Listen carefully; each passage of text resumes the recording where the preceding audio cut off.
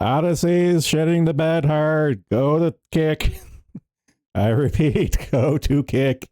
Jesus fucking Christ. Holy shit, Odyssey. I thought it was a one-off from this morning, but nope. Nope. Nope. Post. Go to kick. The kick stream is stable. It's not reconnecting every 2 seconds. Go, go. Go, go, go. Abandon Odyssey. I repeat, abandon Odyssey. Holy shit, it's reconnecting every 2 seconds. Holy shit.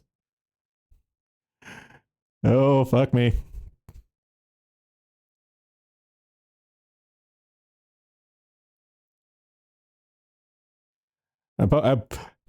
There's only so many places I can post it. Go to kick.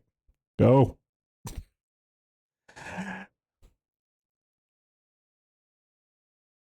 I'm going to let okay, just for the record, I'm going to let the Odyssey stream continue and stuff, but I know it's unstable as fuck, but the kick one is stable.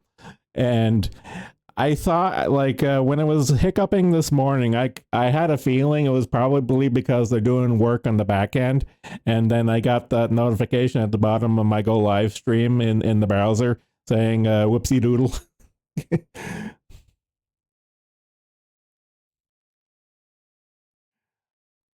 Porno stream. Yeah. Yeah. Hot lizard action. Hey, if it gives me an option to say for mature audiences, I will.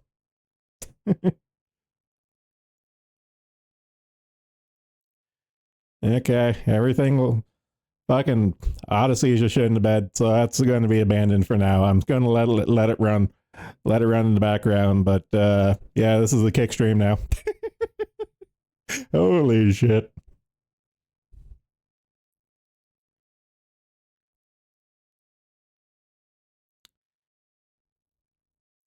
Five, 7 seconds to Odyssey, the 15 seconds. Yeah, but Odyssey has never been that great when it comes to latency issues and stuff. And I'm kind of hoping, because like this morning and right now, like it's very clearly that they're doing work on the back end while it's still live. Like I'm beyond the shadow of a doubt right now that Odyssey is doing back end work right now, and that's why it's very hiccupy. So I'm willing to let it slide for now. And funny enough, me trusting my gut right now to, hey, this morning I feel like multi-streaming. You know what? That was very good timing on my part to multi-stream kick today as Odyssey is doing back-end work and shitting the bed. That was very fortunate timing on my part. Holy fuck. And this multi-stream thing does seem to be like it looks like it's working just fine. Like Odyssey and Kick launched off at the same time, and looks like it's good. Like my fucking my stream strength is shitting the bed, but I know that specific error I'm getting is for Odyssey because OBS right now, like my OBS stream option is calibrated to Odyssey, so every time I see it go red, that's when I know Odyssey is shitting the bed. But I'm also seeing the multi-stream output for Kick, and that there's rock solid. So yeah, good enough.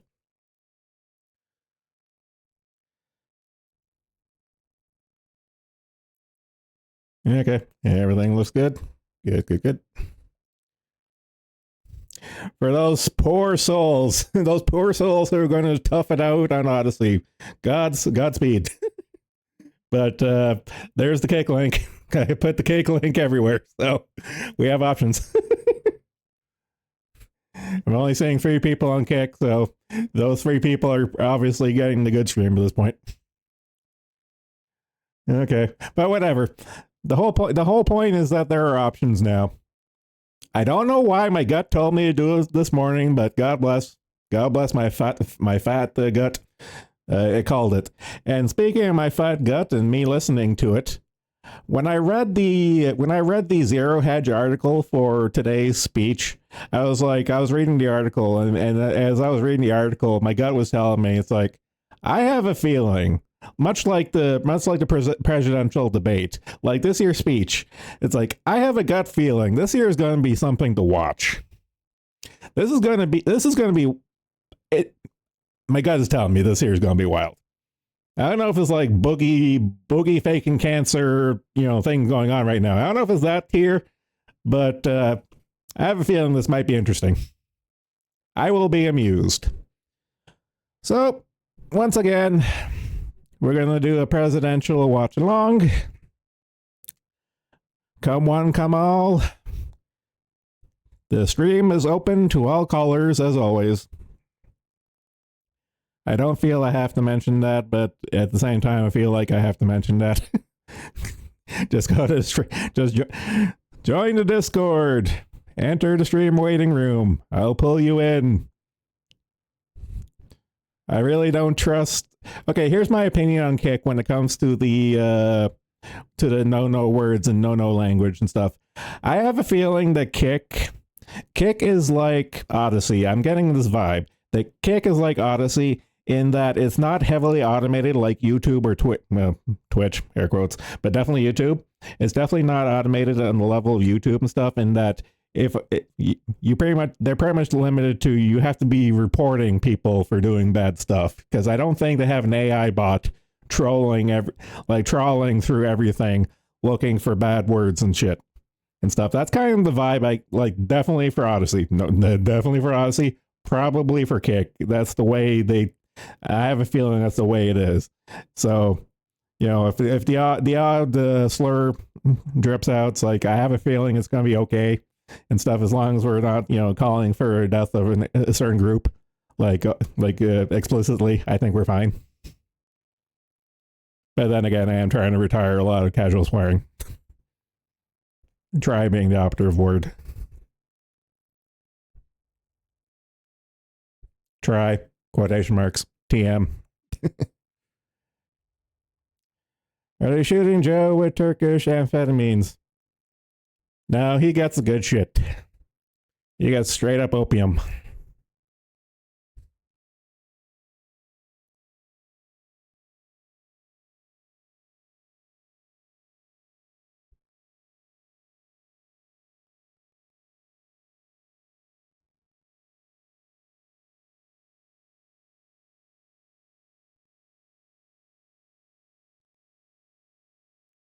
In the meantime, got like 20 minutes to kill.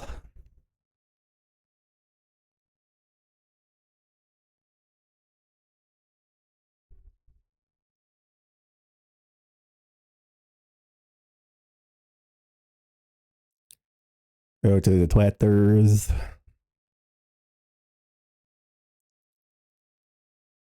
I have a feeling that my Twitter newsfeed is probably going to be talking about this year presidential announcement stuff. List. Why must you be buried? Actually, has Jim said anything new lately in the last hour or two? Lots of boogie videos already dropping. Saturate had one. CoffeeZilla just uploaded one. I spent all day. Well, I had to run out and do some errands, but I spent most of today just like speed running all these boogie videos that came out from last night's Lolcow podcast stream, or whatever the fuck it's called. So I pretty much anything, if it was a boogie video, reaction video, I watched it today, and that was pretty wild. The CoffeeZilla one especially, because the boogie on the CoffeeZilla video, like the not CoffeeZilla, but the CoffeeZilla's Voidzilla channel, like his second channel, he uploaded the boogie video today, and Boogie was hard raging like fucking Ralph. He was just like, he was looking for a holler. He was hollering. It was fucking hilarious. Holy shit. Gotta get a playlist of all those boogie bangers like that for play for Saturday. Yeah, so if anyone hasn't heard yet, Medicare is doing a Boogie 2988 Part 2 this Saturday. So we got that to look forward to. We got the Medicare Boogie stream Part 2, Electric Boogaloo. That's gonna be fun. Yeah, okay. That's the new gem ones I'm caught up on. Go to my proper news feed. So keep an eye. 17 minutes. 17 minutes to go until the brain dead lich comes on. Okay, yeah, I knew immediately my news feed was going to be Biden. Is this also chief fake video? Biden introduces Zelensky as oh. And now I want to hand it over to the president of Ukraine, who has as much courage as he has determination. Ladies and gentlemen, President Putin. And now I want to hand it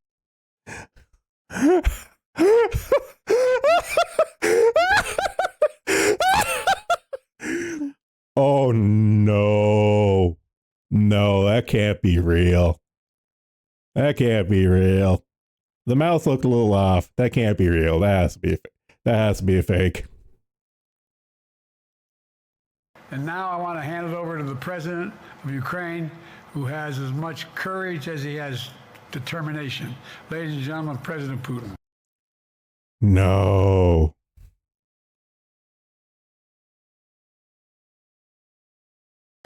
And now I want to hand it over to the president of Ukraine, who has as much courage as he has determination. Ladies and gentlemen, President Putin. And no. No. No. I don't believe it. No. The big nominee just tanked after he introduced President Zelensky as Putin. No. Oh no. I think it's real. Oh no. Oh, this is going to be a treat. Cuz that was earlier today cuz he spent all day in NATO meetings and now he's doing a presidential like a press release thing. Oh.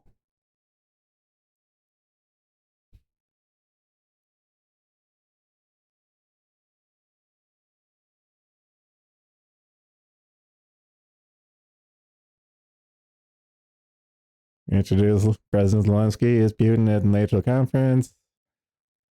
Oh God, everyone's saying this. Oh God, it's real. Oh God. Yeah. I'm still laughing. I'm still laughing at the Assassin's Creed Japanese thing. Oh fuck, it's still going. Japanese pop song Yasuke mocks Ubisoft and Assassin's Creed Shadows for featuring Yasuke taking liberties with Japanese history and more. Oh man, it's not Boogie. It's Biden. If it's not Biden, it's fucking Ubisoft. Ubi crap. God bless. Israel, yes, Israel.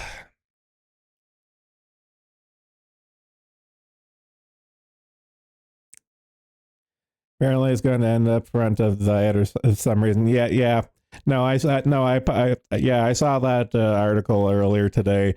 Apparently, there's a motion to bring it before the Japanese Diet. There's actually legitimately a motion to bring it to the Diet's attention. Whether it actually does or if it actually goes anywhere, who fuck knows? But it would be hilarious. Let's see. These are the audio clips of Biden campaign made Milwaukee radio station delete because they don't want you to see it. It would be really bad if everyone shared it. in addition to that, I have more blacks in my administration than any other president, all of the presidents combined, and major positions, cabinet positions. I don't know if they even call for their hanging or not, but they said convicted of murder. In addition to that, I have. Oh, today. Oh. Imagine making such Kusage, some crusty old Japanese boomers ban your game. Wow, that'd be amazing too. I gotta listen to this one again. Oh shit. More blacks in my administration than any other president, all of the presidents combined, and major positions, cabinet positions. I don't know if they even call for their hanging or not, but they said they're convicted of murder. In addition. Joe, we can't say that anymore. Joe, what are you doing? Oh, okay. I have to see the expression of the sign interpreter. Now I want to hand it over to the president of Ukraine, who has as much courage as he has determination. Ladies and gentlemen, President Putin. President Putin. You're going to beat President Putin. President Zelensky. Okay, he corrects himself, but okay, let's. President Zelensky. Putin. Okay, this is extended. You're going to beat President Putin. President Zelensky. I'm so focused on beating Putin, we got to worry about it now. It was real. Oh my god. Okay. All right. So yeah, you see where you see. Okay, he does rationalize it, and I do believe him. I do believe him when he says what he meant. Okay, but wow, that's bad. Okay, with the context of what he said. Okay, but still, that's still bad. Oh shit. Oh fuck. Okay, I'm kind of glad I came across that one there with the interpreter. Those 3 extra seconds. Oh shit. Okay, yeah, it's all the other videos and variations of that. Can tonight's rare news conference save Joe Biden's candidacy for president? Nope. Not gonna happen. Speaking of which, that's live. Got 10 minutes. Okay.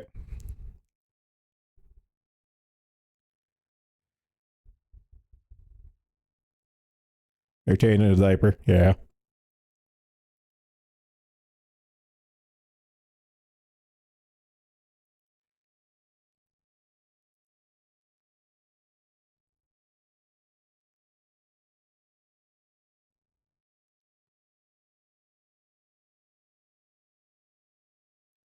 Oh, the anticipation is killing me.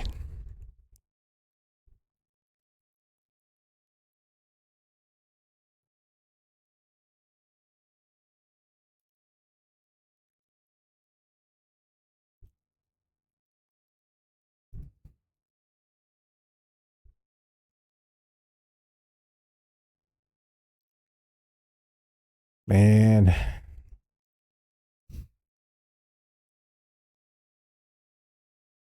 The New York Times editorial board writes that Trump is unfit to lead. Ah.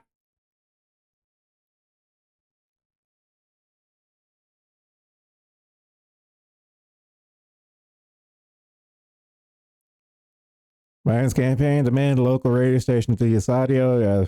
Yeah, we just listened to that. Gotta hang them, according to Joe Biden.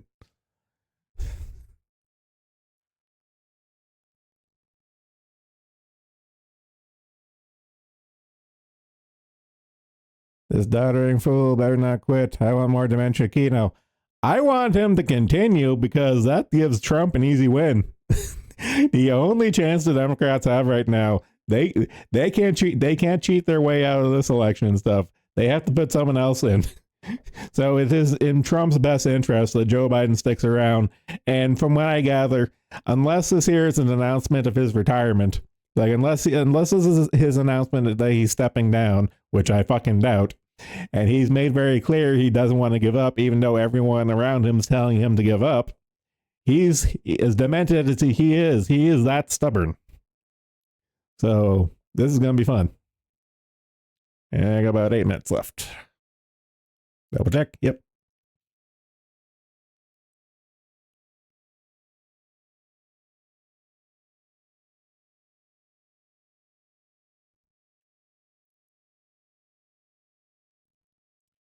California target could be charged for reporting theft to police, reports say. I've seen this one before.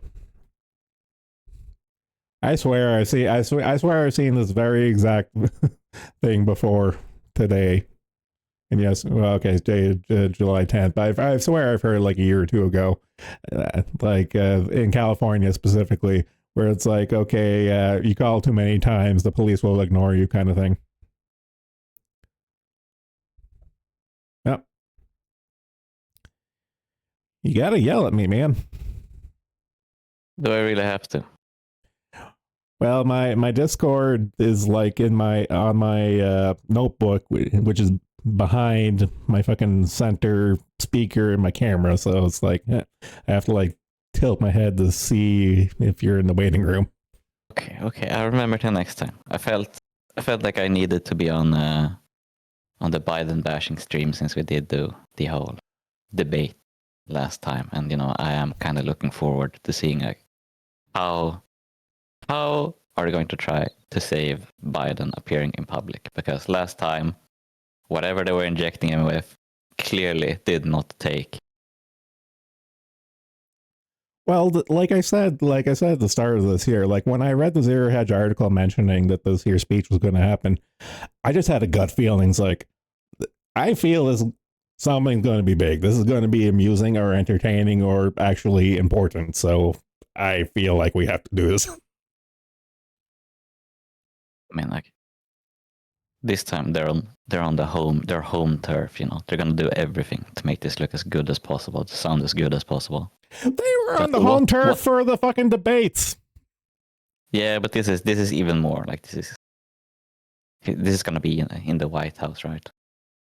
But like, what can they do? What can they try that they have not tried yet? I don't know, that Putin-Zelensky thing we saw just like a minute ago from earlier today and stuff. Like, I had to go through like 5 videos before I believed it was real. Yeah, and also I actually watched the whole debate with a friend of mine because he had missed it and he was interested. Yeah, and he was like, he knew how Biden was, so he was like, oh, it's not going to be interesting because I already know how bad he is. Now I was like, no, dude, you gotta see this. You gotta see like how bad it was. And of course, we watched the whole thing. And they cut out the ending where he stumbles from his podium to the two hosts. And you can see like how sickly it is. They actually cut that out. The stuff that you missed because you tabbed out. Well, since you thought the debate started. Well, no, here's like, to justify why I tabbed out, because they did the transition wipe. It's like, okay, it's finished. And then I clicked. And you thought it was going to go to the whole roundtable discussion. But yeah, they cut that little part out. Yeah. But so, it was, like in the initial broadcast, they were supposed to cut out, but someone stayed on key. And looking at the secondary broadcast, which you watched with your friend, and it was definitely cut out. So it's like, that's a little more grievance. Yeah, and we watched the official CNN one, the VOD actually. So things are a little funky now. Yeah, like, how will they make him look good? Or will this be Biden resigning from the presidential race? Like, probably not. Very unlikely. I don't know, because it is a possibility. It's not impossible. Well, it's not like a straight speech. It's actually a press conference. So as much as curated as it is, it seems like the press like the mainstream media is already turned against him and stuff. So it's going to be many variations of, are you still running? Are you still running? Are you still running? Are you still running? I'm really looking forward to see like what is he gonna, how he's gonna defend himself. Like, no, I'm as fit as a fiddle. He's gonna prove it by playing golf. What is he going to do? No, he still turned that down. Like, there was another thing where like he explicitly turned down the charity thing with Trump. Did you see the candid Trump video?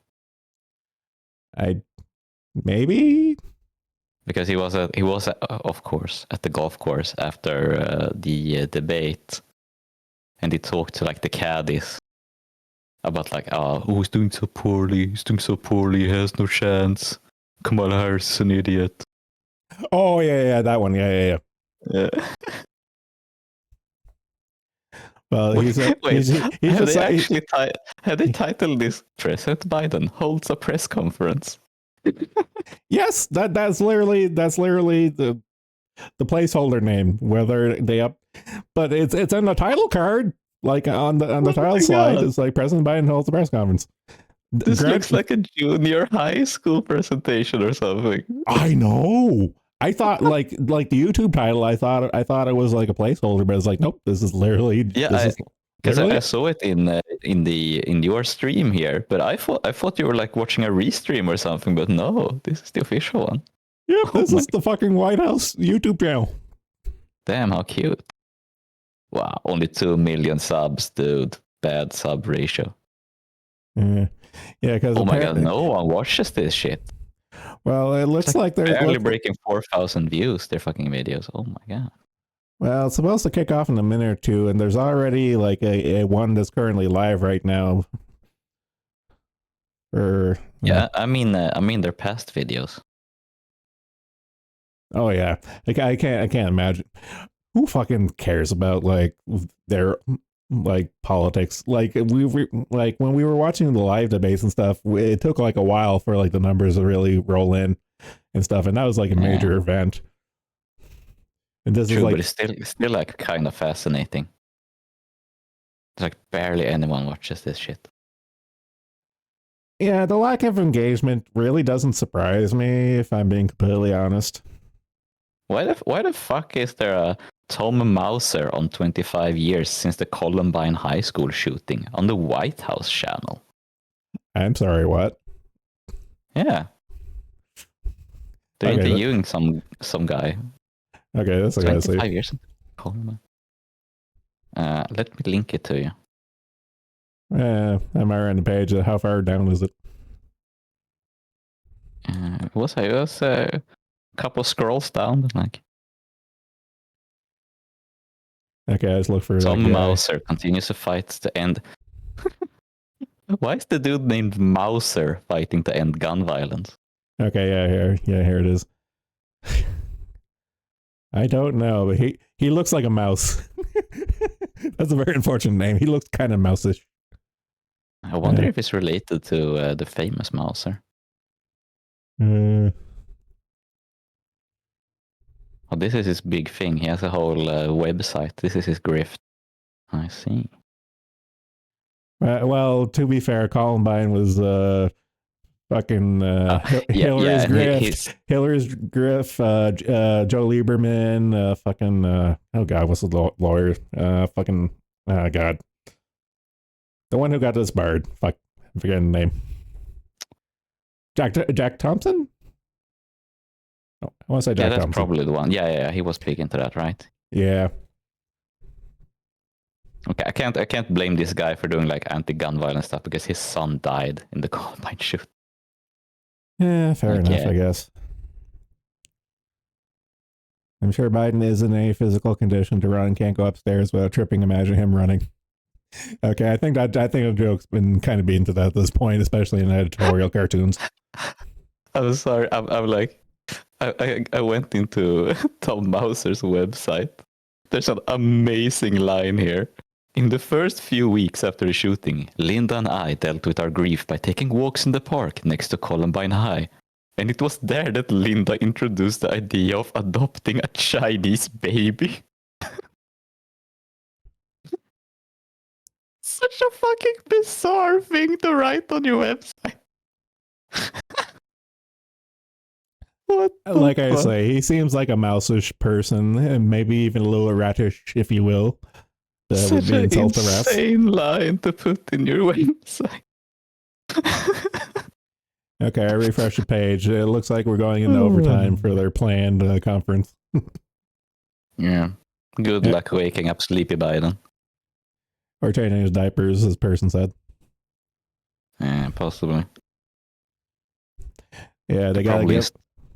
They gotta install one of those drug valves in him so they can properly pump him full of drugs. God damn it, you beat me to it. I was literally gonna make that joke.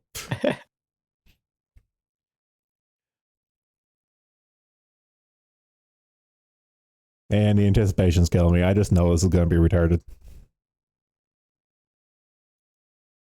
if they're going overtime, that is interesting. Yeah, to be. Yeah, I'm just wondering. Yeah. Well, he's at the White House. It was NATO meetings today, but I assume the NATO meetings were probably in Washington, so I doubt he's flying back in. No. Discussing surrender of Ukraine, possibly. Okay. Well, in that case, who's gonna have two bullets to the back of the head first? Fucking Biden or Zelensky? And when it comes to that subject, Yeah, that is the question. I'm just thinking it's going to be like about time to see some kind of negotiation at this point. Just since the debate with Trump and Biden, and both of them were like, "Yeah, it's going to be a peace." They are trying to like, I wonder if they're playing hot potato. Like, oh, let's wait to do the peace until the presidential election is over, because if you lose, that's kind of nice. You don't have to deal with the fallout of that one. Mm-hmm. Okay, a bit of number fagging. I'm just kind of. This morning was a little weird because it was kind of off the cuff, but here at primetime, got like 20 on Odyssey.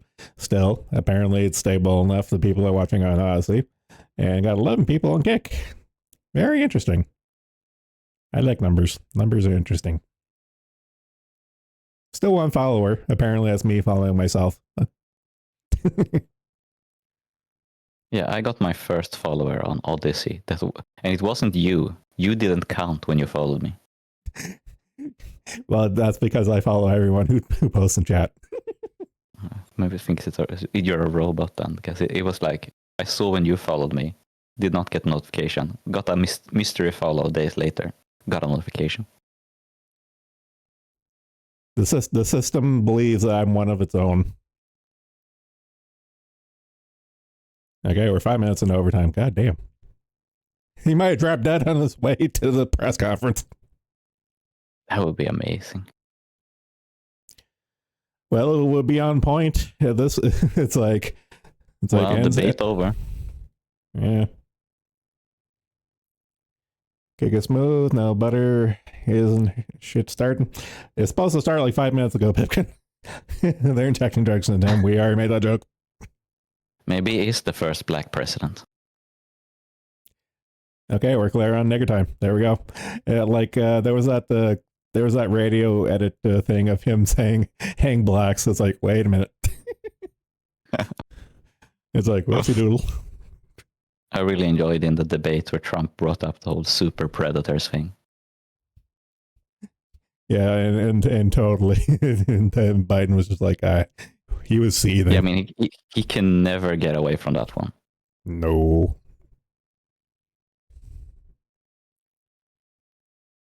Man, come on.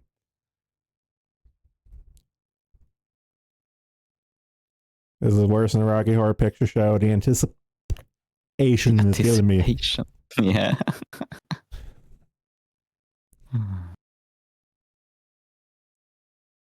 This dude meets with Modi a lot. What's he trying to tell us? Yeah, I don't know. I mean, he does have Kamala there, She's half. Oh, yeah, I forgot she is half street shitter. Yeah, she's... Wasn't both her and another woman that tried to run for Democratic? Yeah, I have a feeling I know who you're talking about, but the name escapes me. I can't remember her name. I just know people first posted about her for a while. Yeah. No, I know exactly who you're talking about. Again, I'm a face person. I'm very bad with names.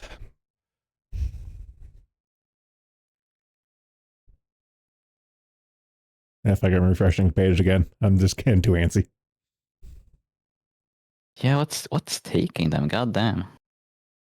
Yeah, okay, around 7 minutes.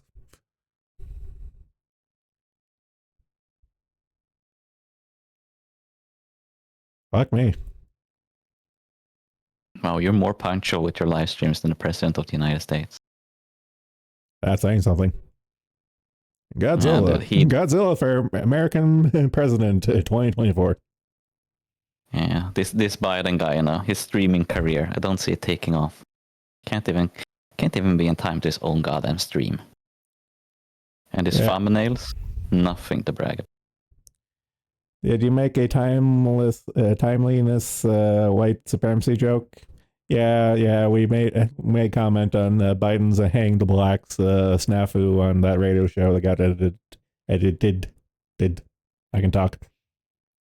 That press are happening, but they're not streaming. That's a very good point. An edited clip will be uploaded. I'm scared. Boring, I'm scared. Pipkin's making sense. Yeah, there you go. Are they using the White House modem to upload the clip then? They're taking their sweet time. No, I don't think Elon got the Starlink contract yet for the White House. Oh my. White House Summit on indoor air quality. 3 hours. I imagine there's the most stupidest of shit on this here, because like once in a while I'll see like a clip for like his press secretary and stuff, and it's usually like highlights of her not answering questions, even though that's her literal job. The one of the most popular videos was the clip where where someone in the audience goes like, "Oh, is he awake yet?" Yeah.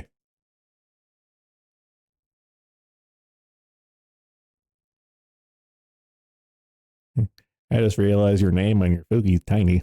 That's the dashboard reactive. The problem is with this morning, I had like 1 million people on screen, so I had to fuck around with the name size for them to be legible. Yeah, good enough. Yeah, one more. 50. There we go. What the fuck are they doing? This is embarrassing. Okay, what title did you... Oh, I thought you were still scrolling. No, it's just... fucking... Yep, I've at my clock, we just passed 10 minutes. We're legally allowed to leave after 15 minutes. Again, you beat me to the fucking joke. God damn it. Thankfully, Haka isn't here, or else it would just be back and forth of like us sniping each other's jokes. Because we all make the same goddamn jokes. Because this shit some of the titles on these videos are kind of like unintentionally funny, like Vice President Harris celebrates the anniversary of the Americans with disabilities. when she talks with the handicapped, she has a mask on. When she talks to a man who is not handicapped, she takes off her mask. Is she afraid to get infected? I don't know. Oh my god. She hasn't really mastered the concept of German theory yet, I guess. That's probably the Indian part of her. No, the Indian part of her with germ theory is that she has to go all the way to the Ganges River to wash away the filth. Jesus. Did you see that her own father denounced her because she made weed jokes? And he, as a Jamaican, was not entertained. Yeah, I do remember this, and it was really funny, especially in the juxtaposition of like, I am hard on weed crime, and then like next clip, I forget where it was from, but where she was on like a podcast or something. It's like, oh yeah, I smoked weed in college, and it's like, fuck you. And it's so great as well. She's like, oh, look how black I am. Oh, I smoked the weed, and then like, oh, mom and dad are professors and kind of like serious people. So embarrassing thing to do. And wasn't she like the side piece to some rapper as well? Back in like the 90s, early 2000s. I want to say yes. I do remember something about this. What a fucking career. Started streaming 25 minutes ago and still only 40,000. Hey, for 40,069. Nice. Nice. Oh, shit. She sucked off a major, apparently, says Pipcoon. I trust his sources. Yeah, Pipcoon is her reliable source. I trust him implicitly. Pipkin was her dealer this entire time. Yeah, Montel Williams. No way. It wasn't Montel Williams. Check the stream chat. Sarka posted the article. Yes, I trust links to TMZ, since apparently this fucking press conference is never going to start. Yeah, what are they doing? Allow. Okay, there we go.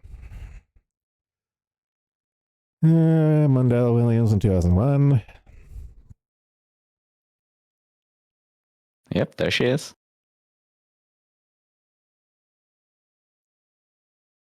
I don't know how I feel about this. It's very embarrassing. I'm not terribly surprised. Feels a little weird. Montel Williams commented on it himself. Yeah, I know. But here's the funny thing: that picture there, that's his kid. The other chick there is his kid. It's like, here's my kid, here's my side piece. I like that he's like overhanding Kamala more than is his daughter. I don't know. Is this guy like the Black Biden? Because it's just like, here's my hot daughter, here's my hot side piece. Is Black Biden the blaxploitation version of this press conference? God damn it! There's only so many permutations of us running on nigger time that we can make, I think. Yeah, well, and how many times do we have to make this joke before it becomes a faux pas? I don't know, man. They're 17 minutes late. Yep. Still going. Still fucking going. Holy shit. Dude, America really is becoming a third world country. Yeah, tell me about it. Oh, get the fuck out of here with that Snope shit. I don't trust anything that comes out of their mouth. There's a message from President Biden to all Americans celebrating Juneteenth. Jesus Christ. Fakest holiday in quotation marks ever. The funny thing is that holiday came out of Texas. Yeah, they should have made Kwanzaa a holiday. That's about as legitimate. Yeah. What they should have done for Juneteenth was just make it about the remember the Alamo.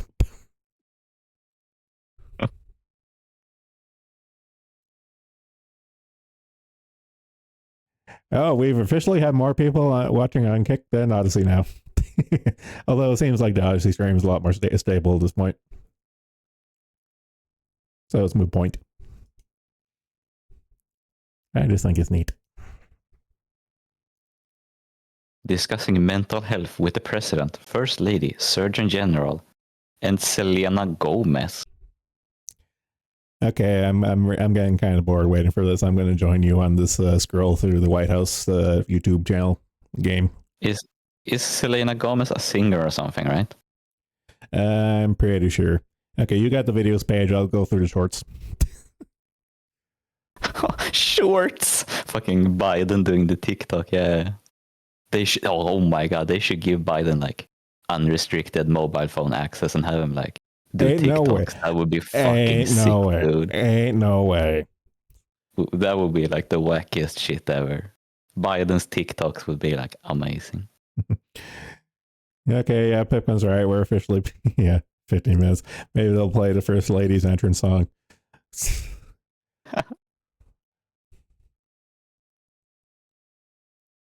Do you see Biden on the Jar Guy challenge on shorts? Nah, I haven't got.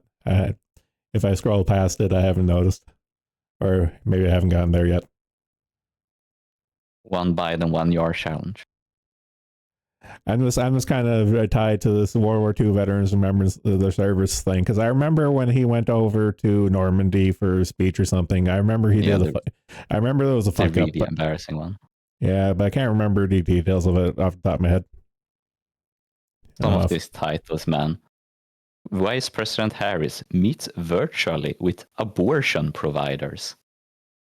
A White House conversation on mental health.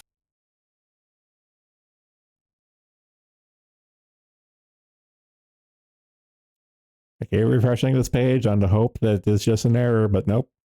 Still not going. Nothing. None.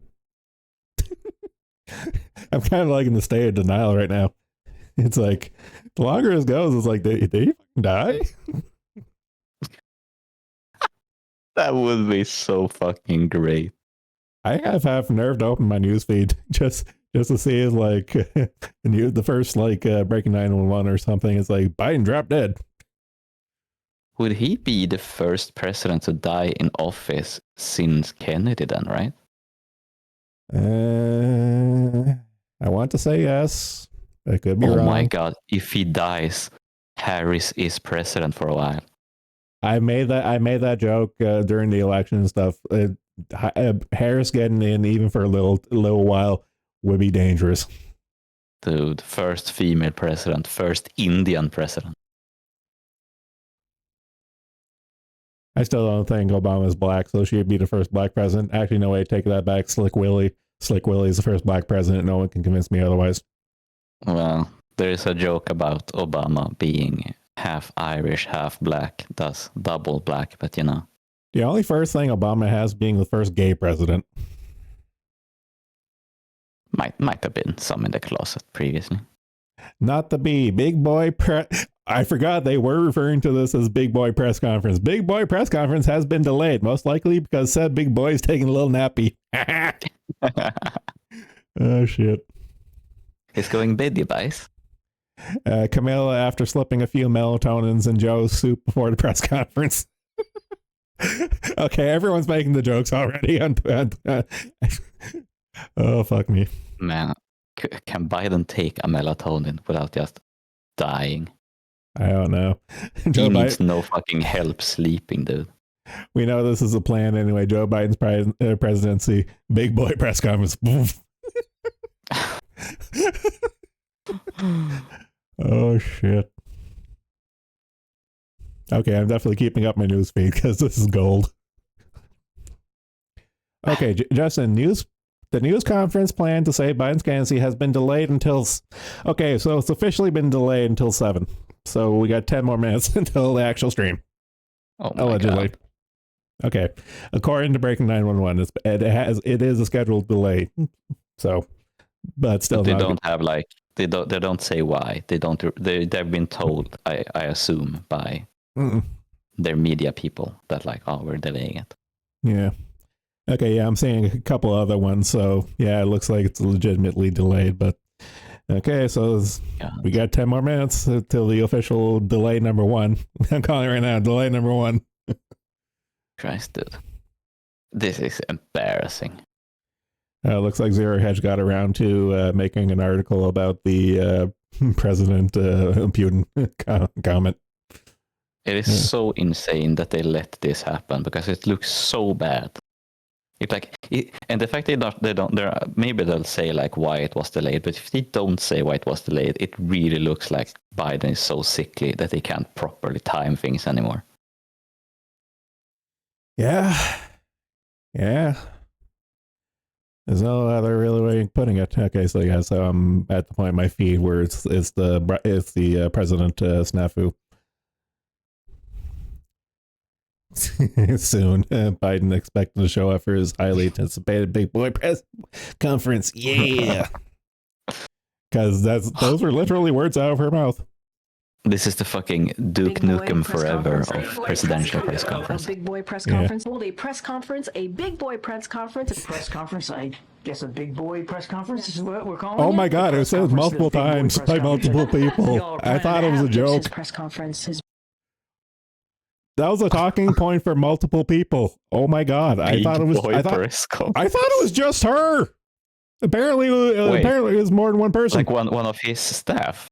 Big boy press conference. Big boy press conference. Big boy press conference. Did his own staff actually describe it as a big boy press conference? Yes, I'll post. How the fuck did they? I'll post it in the thingy.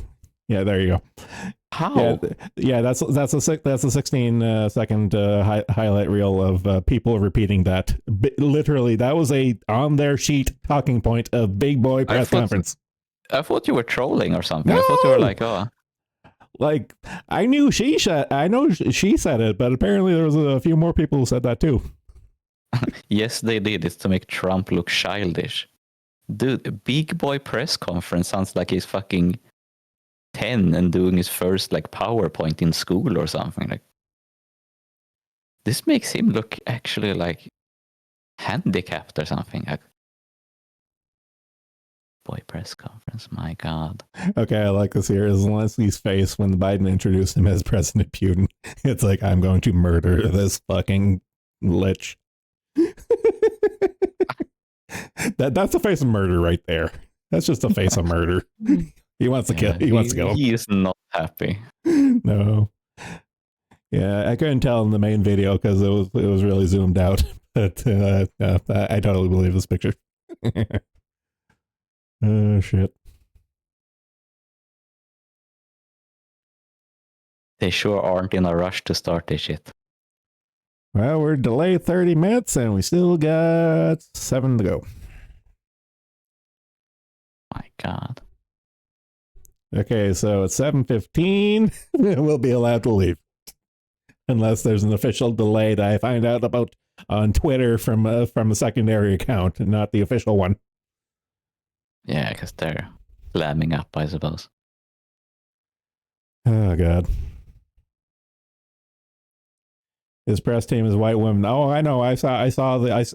Have you ever seen the picture of his press team or his media team? It's literally all white chicks.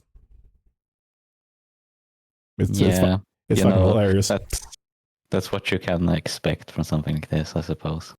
Yeah. Yeah, and I imagine one of those white chicks was one of the ones who wrote down "Big Boy Conference," as if that was some kind of own.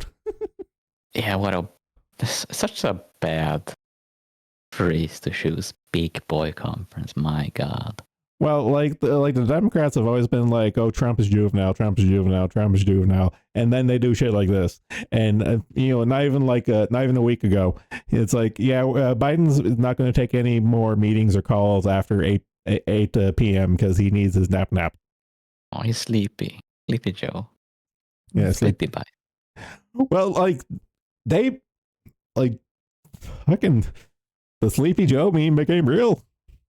Like there was a press conference saying like, yeah, here's his bedtime. They had a press conference about his bedtime. Make something up. Like, don't actually say that it's his bedtime. Like, oh my God. Oh, you can't go like, oh, Grandpa's sleepy. Grandpa needs to go to bed. Like, you can't say that. Fuck's sake. Well, they can, and they did. If stuff like that sort of feels like the whole, like that they're not intentionally trying to get rid of him because it's so incompetent. Well, it's kind of one of those things. On some level, I do feel definitely at this point they do want to get rid of him and stuff. But on the flip side, they are that incompetent, they are that stupid, they are that petty. It's like this, that, and the other thing. It's like, fuck it. Do we even need like a legitimate reason at this point? When it's so incompetently done, I feel like they're not doing it intentionally. Because because it reflects so poorly on his team that like, oh, they're not going to get hired, even with all, they got hired for nepotism probably to begin with. But well, yeah, but like, it's so incompetent that like it's going to be hard to be hired by someone else, because even if you're like, you want Joe to get out of the race, you don't want to hire these people because you don't want to be associated with such an incompetent press team. Well, I would argue here's my comparison. I forget the name of the person, but there was this black guy who wrote for I want to say The Wire or some TV show, literally a diversity hire black writer. And after he was done his hired job and stuff, he couldn't find work afterwards because he was a diversity hire. And then after doing that job, he could never find a job ever again. And I have a feeling it's kind of like that same kind of vein to it. Possibly.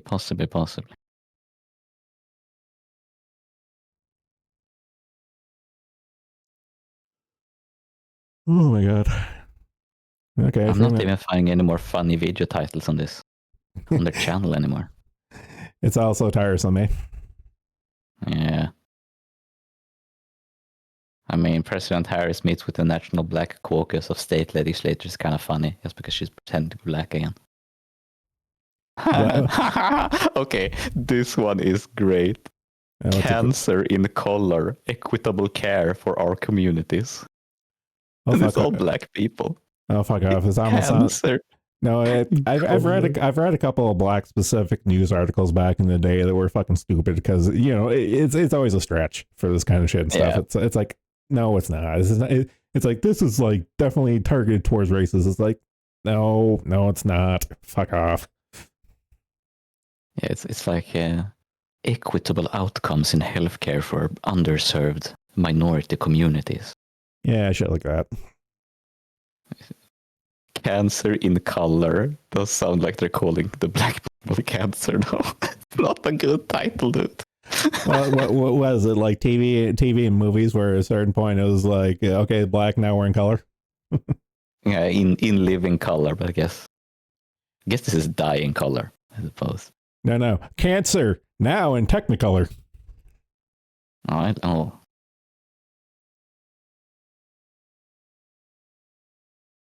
Yeah, that helps. First.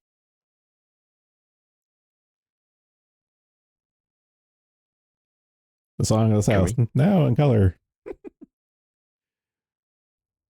When are they gonna remaster Fantasia with the sunflower scene in Blu-ray quality? As long as I get Whoopi Goldberg again to say, make that PSA at the start. Oh yeah. I forget if it was Fantasia or another Disney movie, but I remember she was a spokesperson for like a PSA at the start of a Disney feature. It would be really funny to like buy the old like 16 like 16-inch tape or something of Fantasia and like scan it in like 4K. If you're some south or something, like if someone has it lying around in like an old movie theater somewhere. Somewhat. Okay, given the number of Disney nuts out there, there's at least at least a dozen Disney nut jobs who have everything Disney in like 4K, whether they had the steel film reels or something. It's out there.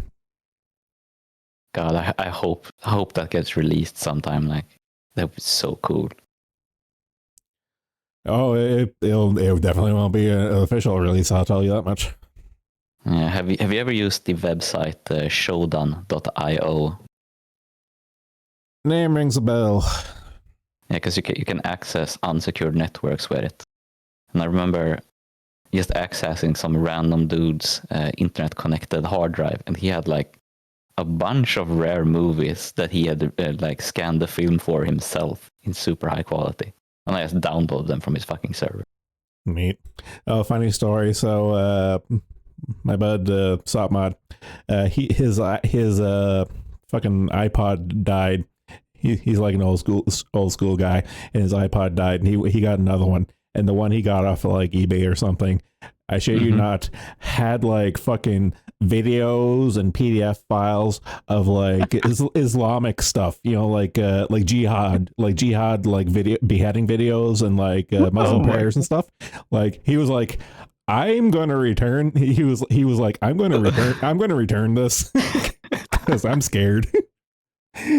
So he's like, me and him thought he's like, okay. I was like, hey dude, you probably bought it off of Fed. It's like, yeah, I'm returning it. It's like, yeah, probably a good idea.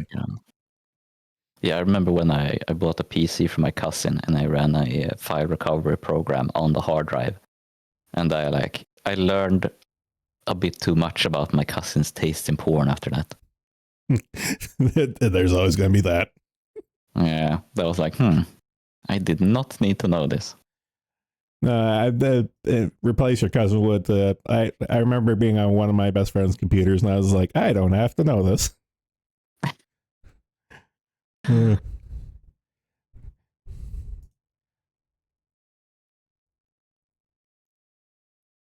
like I remember going skinny dipping with him once, and even then, it's like, you know what? I thought that was going to be enough, but actually seeing his porn folder is like, nope. Clearly, we went further.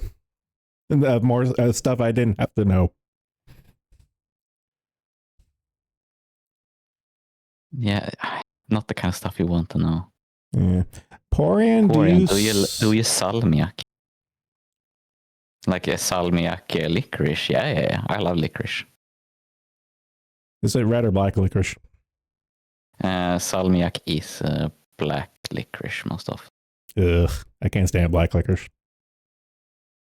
Yeah, and I know it's like one of those things Acquired. that It's an acquired taste. since it's super normal here in like Sweden and Finland, we eat like enormous amounts of licorice. Like you are abnormal if you do not like licorice.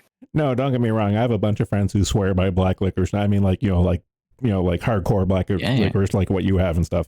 And they, for like decades at this point, some of them have tried to get me into it. And it's like I just can't. It's not for me. I can't. Dude, it is bad for you if you have stomach problems. Like you are going to have a bad time if you eat strong licorice. That actually makes sense. So I'm kind of thankful for my palate. Because like, if you eat licorice and if you spit afterwards, you're basically like it's like eating chewing tobacco. It's like you can see like how fucking strong licorice and like salmiak actually is. No, I remember when I was in Calgary, we went to like a specialist candy shop, and I remember my best friend he bought like that. I don't know if it was that particular kind of licorice, but it was like European licorice, and I did have a bite of it, but I was just like Have you ever eaten Swedish candy canes? I want to say yes. I'm trying to go through my mental Rolodex. I'm pretty sure I did. Yeah, because that is like, if you have that in a specialty shop, like that is good stuff. Because they're not those like dinky, small little canes. They're actually not canes at all. They're more like candy staffs. Staves, I suppose, is the plural. They are so fucking good.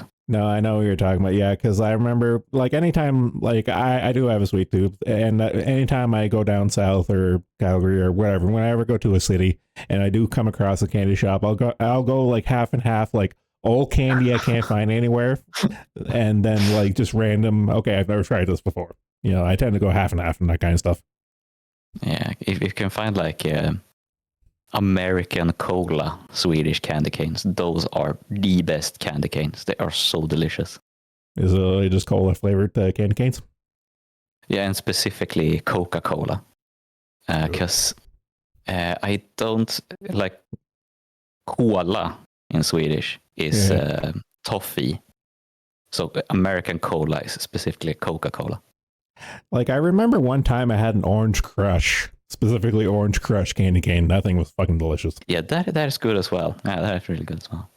Orange candy canes, they like the mint and the orange complement each other surprisingly well. Well, any of the fruity candy canes with the mint, actually, for me, it does taste good. It doesn't matter the fruit. It's just like the fruity flavor plus the mint it's always good. Yeah, honestly, like the original candy cane is probably the worst. Yeah, and actually, I do like mint. Like, I am a mint guy, but like as far as the original, no, I totally agree with you. Just like the vanilla candy cane is kind of just like, eh. Yeah, they don't really taste. The like regular vanilla ones don't really taste minty enough to be good either. Like I enjoy mint, but like not anymore. I would say I remember liking them a lot as a kid, but like I've had like I remember like maybe like 2 years ago I got like a pack of candy canes from the store on discount, and I was just like, it's not the same. Yeah, might be that. Might be. I don't know if they've like. If you buy like a pack from a store, cheap ones are probably like fake sugar as well. Yeah. Because I had like fake sugar candy canes once, and instead of sugar, they used basically like Sanfam gum, and then sweeteners, and it was so fucking disgusting. Consistency was wrong, and Sanfam gum is used in like sugar-free chewing gum, so it was a lot like eating like a big hardened piece of chewing gum. I'm just looking at Pipkin's comment. Warhead candy canes were dope. I've never been a sour candy guy. Never. Fucking loved Warheads. They were called sour cartridges here instead of Warheads. Okay, I'm not gonna lie. I actually do like that name. Yeah, I remember like we were too young to buy snus, so. A couple of my friends were like, "Oh, look, I can shove these Warheads underneath my lip," and one of them like got a burn under his lip because they were so sour. So he He actually lost like skin and stuff. He got a big wound. Super embarrassing. Like he couldn't eat. He had to eat soup for a week. Yeah, with peppercorn probably is the citric acid portion of it and stuff because there's a shit ton of that. Well, that's one of the main components of the sour flavor. I think warheads, specifically in the US, got nerfed because what expression is. They got like a weekend for some reason because I think kids injured themselves with them. No, you're right. I distinctly remember this when it was a thing. I remember reading the news article at the time it happened. Yeah. It wasn't really that long ago. No, yeah. We say that it was probably like 2008 or something. You know what I mean, and shut up. It's still 1997. Used to put citric acid in our beer to make sour beer. That sounds nice, actually. I had citrus. I don't know if it was that kind of sour beer, but I did distinctly remember having at least one time citrus beer. Now I'm not too sure what the citrus fruit was. I don't think it was orange. I think it was like a grab bag of citrus fruits. Beer. Yuzu, perhaps. Maybe. I don't know. I'm not sure if it was a brand or anything. I do distinctly remember at one point I did have citrus beer. It was tasty because isn't that what the Mexicans drink? Like they drink Corona with a lemon slice. Like you squeeze a lemon slice into your Corona. Well, yeah, it's not a thing, but it was distinct. It was specifically like beer, like brewed with like citrus flavor inside of it. Yeah. It was kind of like the distinction between like grain beer versus like mead, like honey beer. Mm-hmm. Yeah, It was kind of like that. To my understanding, as it was explained to me. Yeah, I should fucking go and buy mead. It's so fucking good. I haven't had mead since like fucking 2008. You know what? Fucking mead is the one place where the goddamn war in Ukraine has really affected me because the best price ratio to amount mead was a Russian mead, and now they can't fucking import it here. Was there a sun on it? I can't remember. It was too long ago. I really wanted. Fuck, we're actually creeping into overtime again. Fuck, I really want to be this beer and candy talk. I want to drink now. Jesus fuck. Okay, Sarkis found a random Twitter account naming that it's it's cancelled. I don't know, man. This is 674 followers Twitter account. I don't know if it's a trusted source or not. Let me just refresh my news feed. I'll see it like 5 times if it actually is. Because it sure isn't fucking happening anything on the goddamn stream, that's for sure.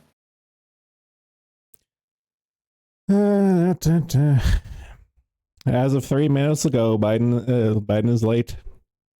Yep. So no. Yeah, we're talking about fucking. We managed to have an entire discussion about fucking candy canes. It's so they don't do fucking anything here. Like, what is this? What is this shit? Yeah, we got 5 to 10 minutes into beer talk. Nope. I have no updates on my end in relation to this press conference that was supposed to happen over a half hour ago. Yeah, I see nothing. I see people enjoy the Iris's new Eurobeat song. I enjoyed it too, Ale. I haven't listened to it yet. It's actually really good. I think it might be probably like either the best or second best Hololive original song. Like it's an actually really good Eurobeat song, and I thought about writing a post like about Iris previous, but she has like the perfect voice to sing like EDM songs and stuff. Like she sounds perfect for like EDM music. Is it the Carbonated Love one? Yeah, Carbonated Love. Yeah, it's fucking fantastic. And like the one of the band members in the band Move, who made a lot of music for Initial D, actually acknowledged like how good it was. That was kind of cool. But it's like that is a prestigious endorsement. Okay, I'm gonna have to give it a listen to later. Yeah, it was pretty fucking dank, honestly. Like, damn, dude. Actually, just in case it magically goes down, I'll be my autistic self and save myself a local copy, like a good archivist. There we go. Yes, I'm just scrolling down and like I see Peep Coon commenting on the fucking live stream 17 minutes late. There's the first White House related thing I found here. It's Peep Coon. Is Pipkin like our non-retarded version of Nolan? Is just everywhere we go, we see him. He's like the only guy I follow on Twitter who talks about politics. I think that helps. Well, I still think that Pipkin missed his calling as a political editorial cartoonist, because his style is made for it. Like that there's like political cartoon ish 101. Yeah.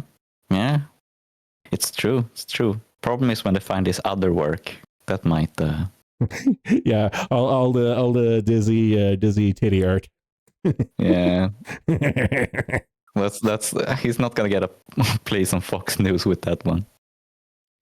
I don't know if Rupert Murdoch ever crawls out of his phylactery, he might find a patron.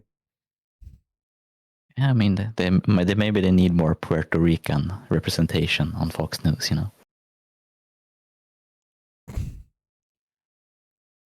I see that the White House cannot start a live stream. They can, however, bluff NATO a bit. Well, that was the major thing for today. Apparently, there was a shit ton of NATO meetings. Yeah, but they posted about it 13 minutes ago. So, oh, fuck off. Guess that's what they're doing in the White House instead of starting the fucking live stream. Well, in 15 minutes, we'll be an hour late. Man. Like, think about that. Think about that. 15 minutes is going to be an hour late. God. If this isn't an announcement for his like stepping down, I am going to laugh my hole off. Yeah, because like, wow, what are they doing? They announced they're going to be late, and then they're even more late. Well, I'm just thinking like I'm just picturing in my mental eye the Trump war room right now, and everyone's like placing bets on like a board. It's like, okay, how late is he gonna be? Is he gonna be dead? Is he gonna drool on stream and drool on camera again? Is he gonna flub up a name? It's like, you know, like the dart board, like the bingo board. It's like, wasn't the debate enough of a free win for Trump? Nope. Do they really have to give him like another handicap like this? Like, yep. Man. Yep. Oh, shit. I mean, like there's only 46,000 waiting in the waiting room, so people aren't joining because they're like, man, it isn't starting. Well, I'm sarcastic, man. I wish there was a live chat for his White House stream. I imagine it'd be funny. Chad is stable for a stream. Dude. But that way me and federal Jannies would be paid. Yeah. Ooh, I'm kind of glad there isn't, because the fucking NSA would moderate that chat, and if you say a no word, like you're getting black bagged and sent to Guantanamo instantly. I wasn't going to say it, but I was thinking it. yeah, like honestly, because people wouldn't be able to resist. It's like anything that could be interpreted as a threat would be like terrorism. Like people would ruin their lives. So I'm glad that they aren't letting people scream about Sleepy Joe in live stream chat. No, I'd be tempted to be like, justice for the Branch Davidians. Oh. Yeah, wasn't it? Isn't Waco? Isn't Waco's anniversary not too far away? Oh, when was the siege of Waco?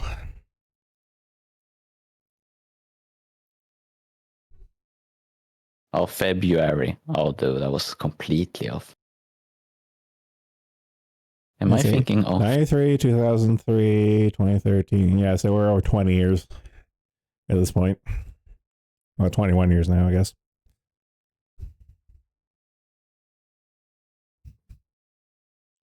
Man, it really was that long ago. Jesus fuck. I remember watching that on TV. It's like, but Zenlar, you were only like, let's see, 3, 4, you were only 8 years old. Yeah, but all we had was CBC, and that was all that was on TV. So of course they were reporting on that at the time.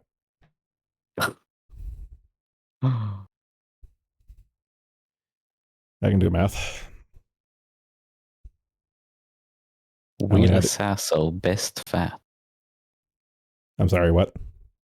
Pipcoon said this. I do not understand what he meant by this. I think that's beyond my ability to parse as well.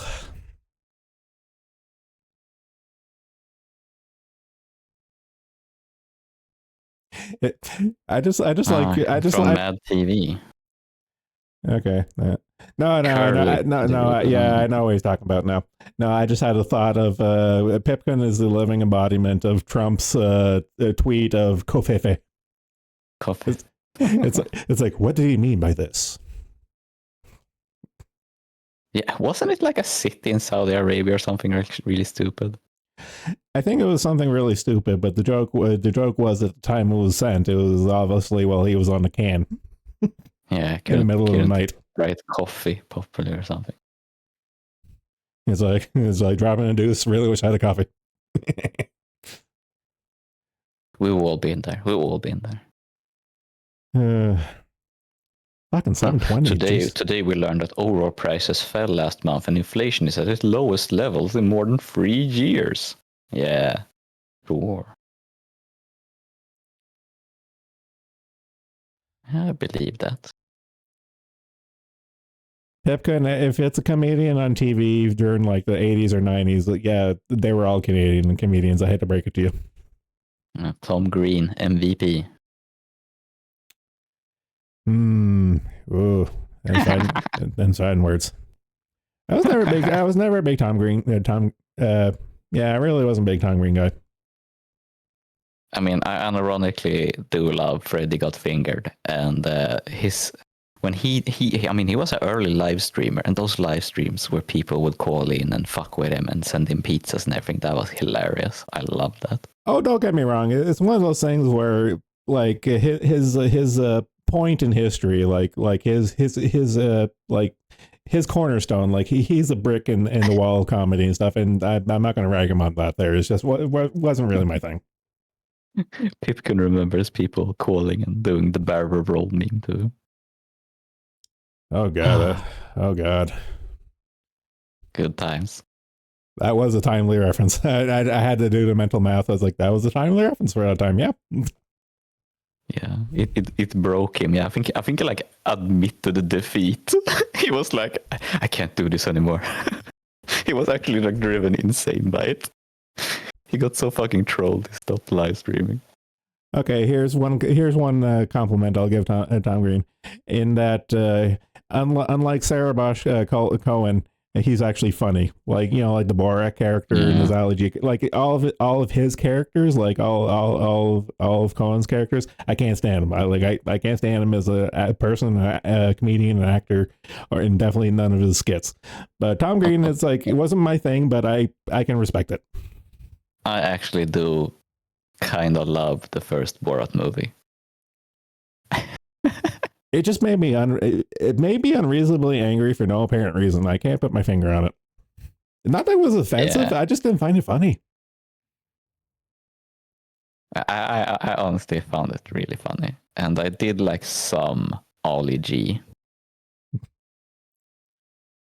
But the Ollie G movies were completely worthless. Like the Ollie G show was kind of funny because he did manage to trick people that he was like a legit poser rapper and stuff, and like had interviews with them, and it was fucking hilarious. I know. So as far as like performance artists go, like we peaked. Like I posted like earlier today, like we peaked with Sam Hyde. Sam Hyde is like the best performance artist of all time, and we're never going to top him. Yeah, I do like Sam Hyde. I don't like much of his recent stuff, but I mean, like the Kickstarter shit when he like did the like stupid Kickstarters, that is so fucking good. Yeah, well, okay, like his like reality, like air quotes reality TV show, like his stream thing he recently did. I felt that was a little too mean spirited. If I'm being honest, a little too mean spirited. I just don't really find like Big Brother funny.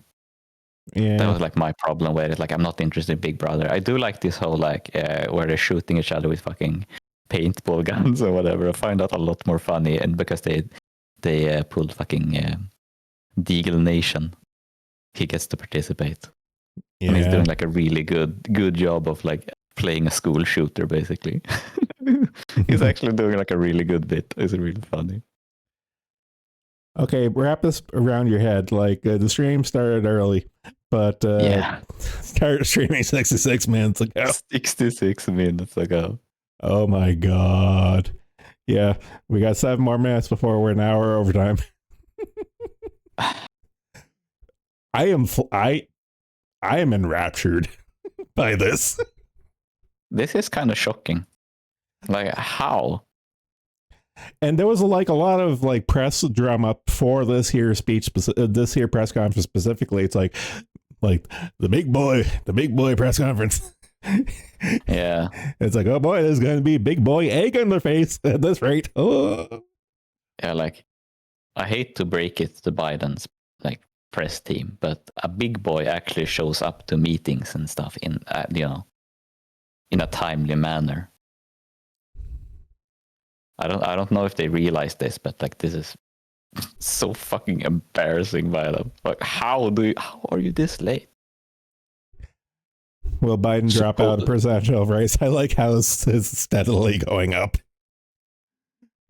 Supposedly the most powerful man in the world can't even make it to his own fucking live stream. This dude is sub VTuber level. I want to see Biden's schedule for next week before I choose to watch him again. That's a very good point, and Wokeness. Why are there teleprompters set up for a press conference? That's a good question. Yes. Good question. Next question. Are they going to? I wonder if they're. Because you remember when we watched the debate, and Pipkun brought up the fact that you could hear some like radio interference, so people wondered if we had an earpiece. I think a lot of his confusion was that he had both an earpiece and a teleprompter. So like there were two things going on once, because I think sometimes when I definitely agree with that. But apparently it's live right now. But okay, the YouTube channel is still showing as will begin shortly, but the PBS broadcast looks like it's actually live.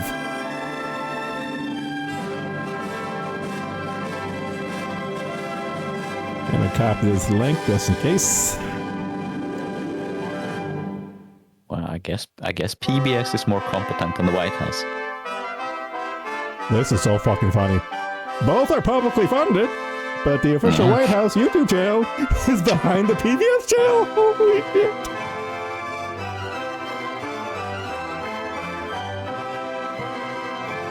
He hasn't shown. Yeah, it still hasn't started yet. Everyone's still waiting. Oh, someone's coming out. Yeah, they bring out some shucklefuck talk. And my PBS stream froze. Great. Okay, he's walking off stage. I'm just committed to the YouTube one. At this point, come on. Oh, fuck off.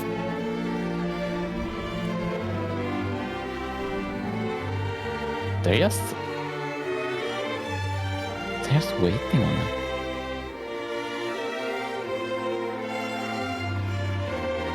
I really wonder what is going on with this stuff. Like, what is stopping them? I don't know. I don't fucking know.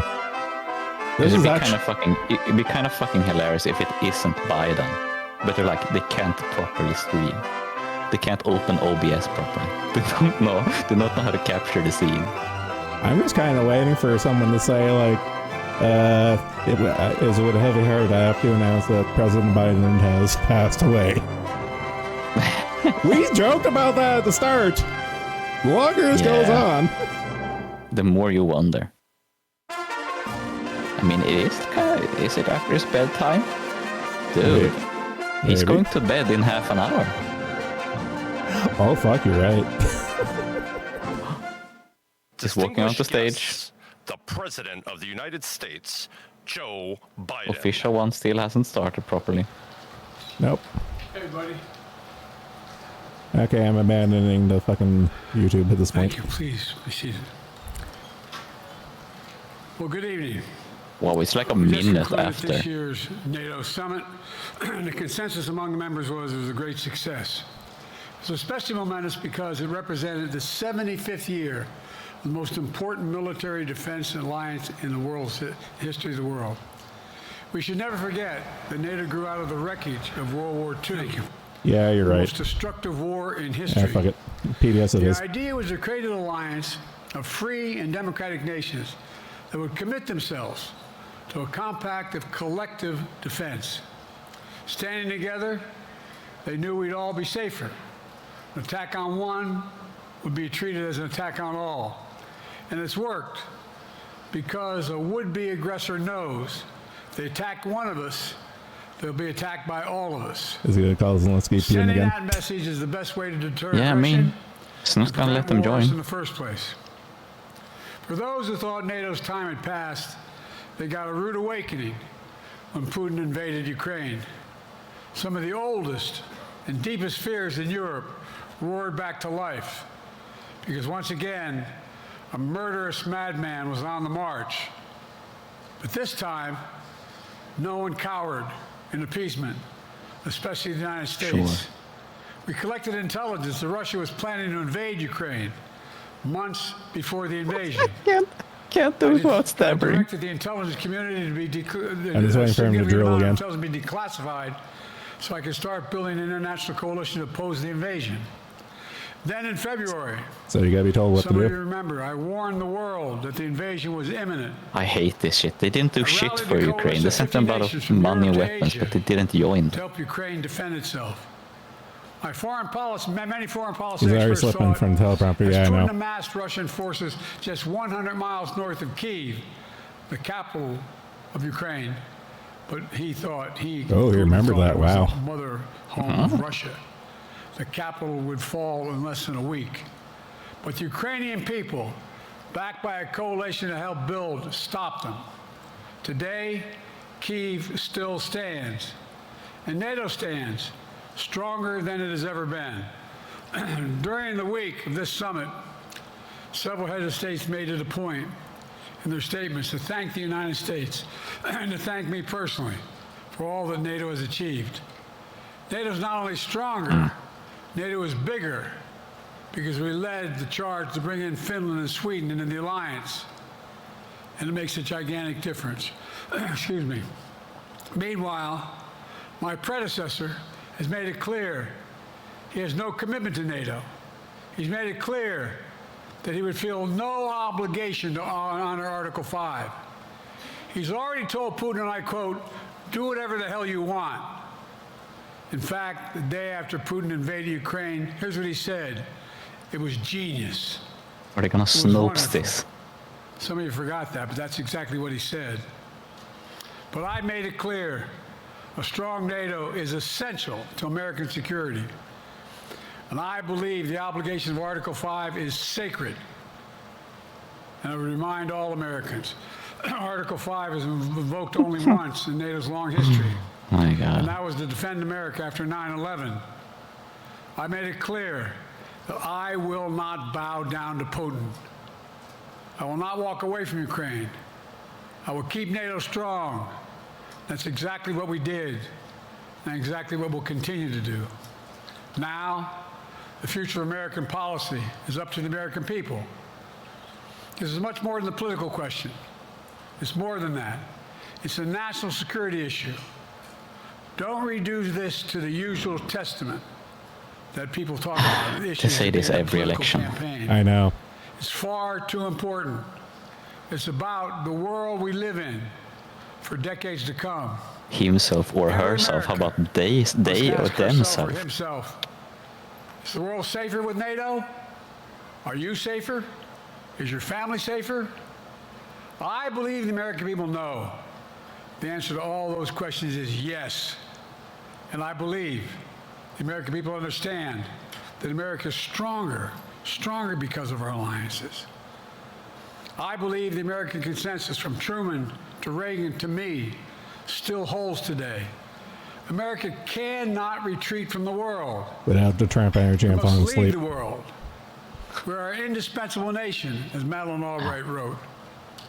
Now let me turn to 3 other key issues. Just this morning, we had a great economic report showing inflation is down. Says who? Overall prices fell last month. Core inflation is the lowest it's been in 3 years. Prices are falling for cars, appliances, and airfares. Grocery prices have fallen since the start of the year. We're going to keep working to take down corporate greed to bring those prices down further. Meanwhile, Trump's calling for a 10% tariff on everything Americans buy. Is corporate greed including what we're foods calling the from Fed now? overseas, vegetables, and other necessities. And economists tell us that would cost the average American No, a working tariff is family not a tax, actually. another $2,500 a year. It's a tax of $2,500 a year. Second, our efforts to secure the border, southern border, is working. After Trump killed the bipartisan effort to secure the border, Republicans and Democrats had worked Remind on me who opened up because the he border. thought it would benefit me and make him a loser. Ronald Reagan. Republicans walked away. Ayo. So I took executive action last month. As a consequence, working with Mexico, border encounters have gone down over 50%. The current level is lower today than when Trump left office. Third, I know every word out of a months, politician's mouth was a the lie, but United he's States bad. has been working to secure a ceasefire in Gaza, to bring the hostages home, to create a path for peace and stability in the Middle East. 6 weeks ago, I laid out a detailed plan in writing. It was endorsed by the UN Security Council, the G7. That framework is now agreed on by both Israel and Hamas. So I sent my team to the region to hammer out the details. These are difficult, complex issues. There's still gaps to close, but we're making progress. The trend is positive. Yeah, you can say that however much you I'm want. determined to get this deal done and bring an end to this war, which should end now. Let me conclude where I began. We're the United States of America. We are the indispensable nation. Our leadership matters. Our partnerships matter. This moment matters. We must rise to meet it. With that, I'll take your questions. I've been given a list of people to call on here. Reuters, Jeff Mason. I love how he had to be verbally pointed Mr. out. President, Here's my your list. political future has hung over the NATO summit a little bit this week.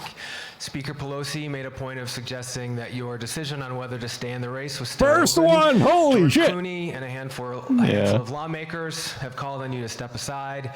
Reuters is reporting tonight that UAW leadership is concerned about your ability to win. UAW just endorsed me, but go ahead.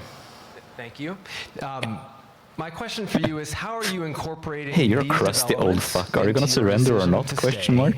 And separately, what concerns do you have about Vice President Harris's ability to beat Donald Trump if she were at the top of the ticket? Oh. I wouldn't have President picked Vice Trump to be President president. to be vice president, but I think she was not qualified to be president. So let's start there. What the fuck? Number one. The fact is that the consideration is that I think I'm the most qualified person to run for president. I beat him Trump once, won. and I will beat him Yeah. again. Trump won. Dude, Secondly, he's at least vice president the apparently. idea, I served in the Senate a long time. The idea that senators and congressmen Oh my running for god. office worry about the ticket is not unusual. Oh might my There are at god. least 5 presidents running or incumbent presidents who had lower numbers than I have now. He can't remember names later in the anymore. campaign. So there's a long way to go in this campaign. And so I'm just going to keep moving. Oh. And because, look, I got more work to do. We've got more work to finish. Oh my There's God. we made so much progress. Think about it.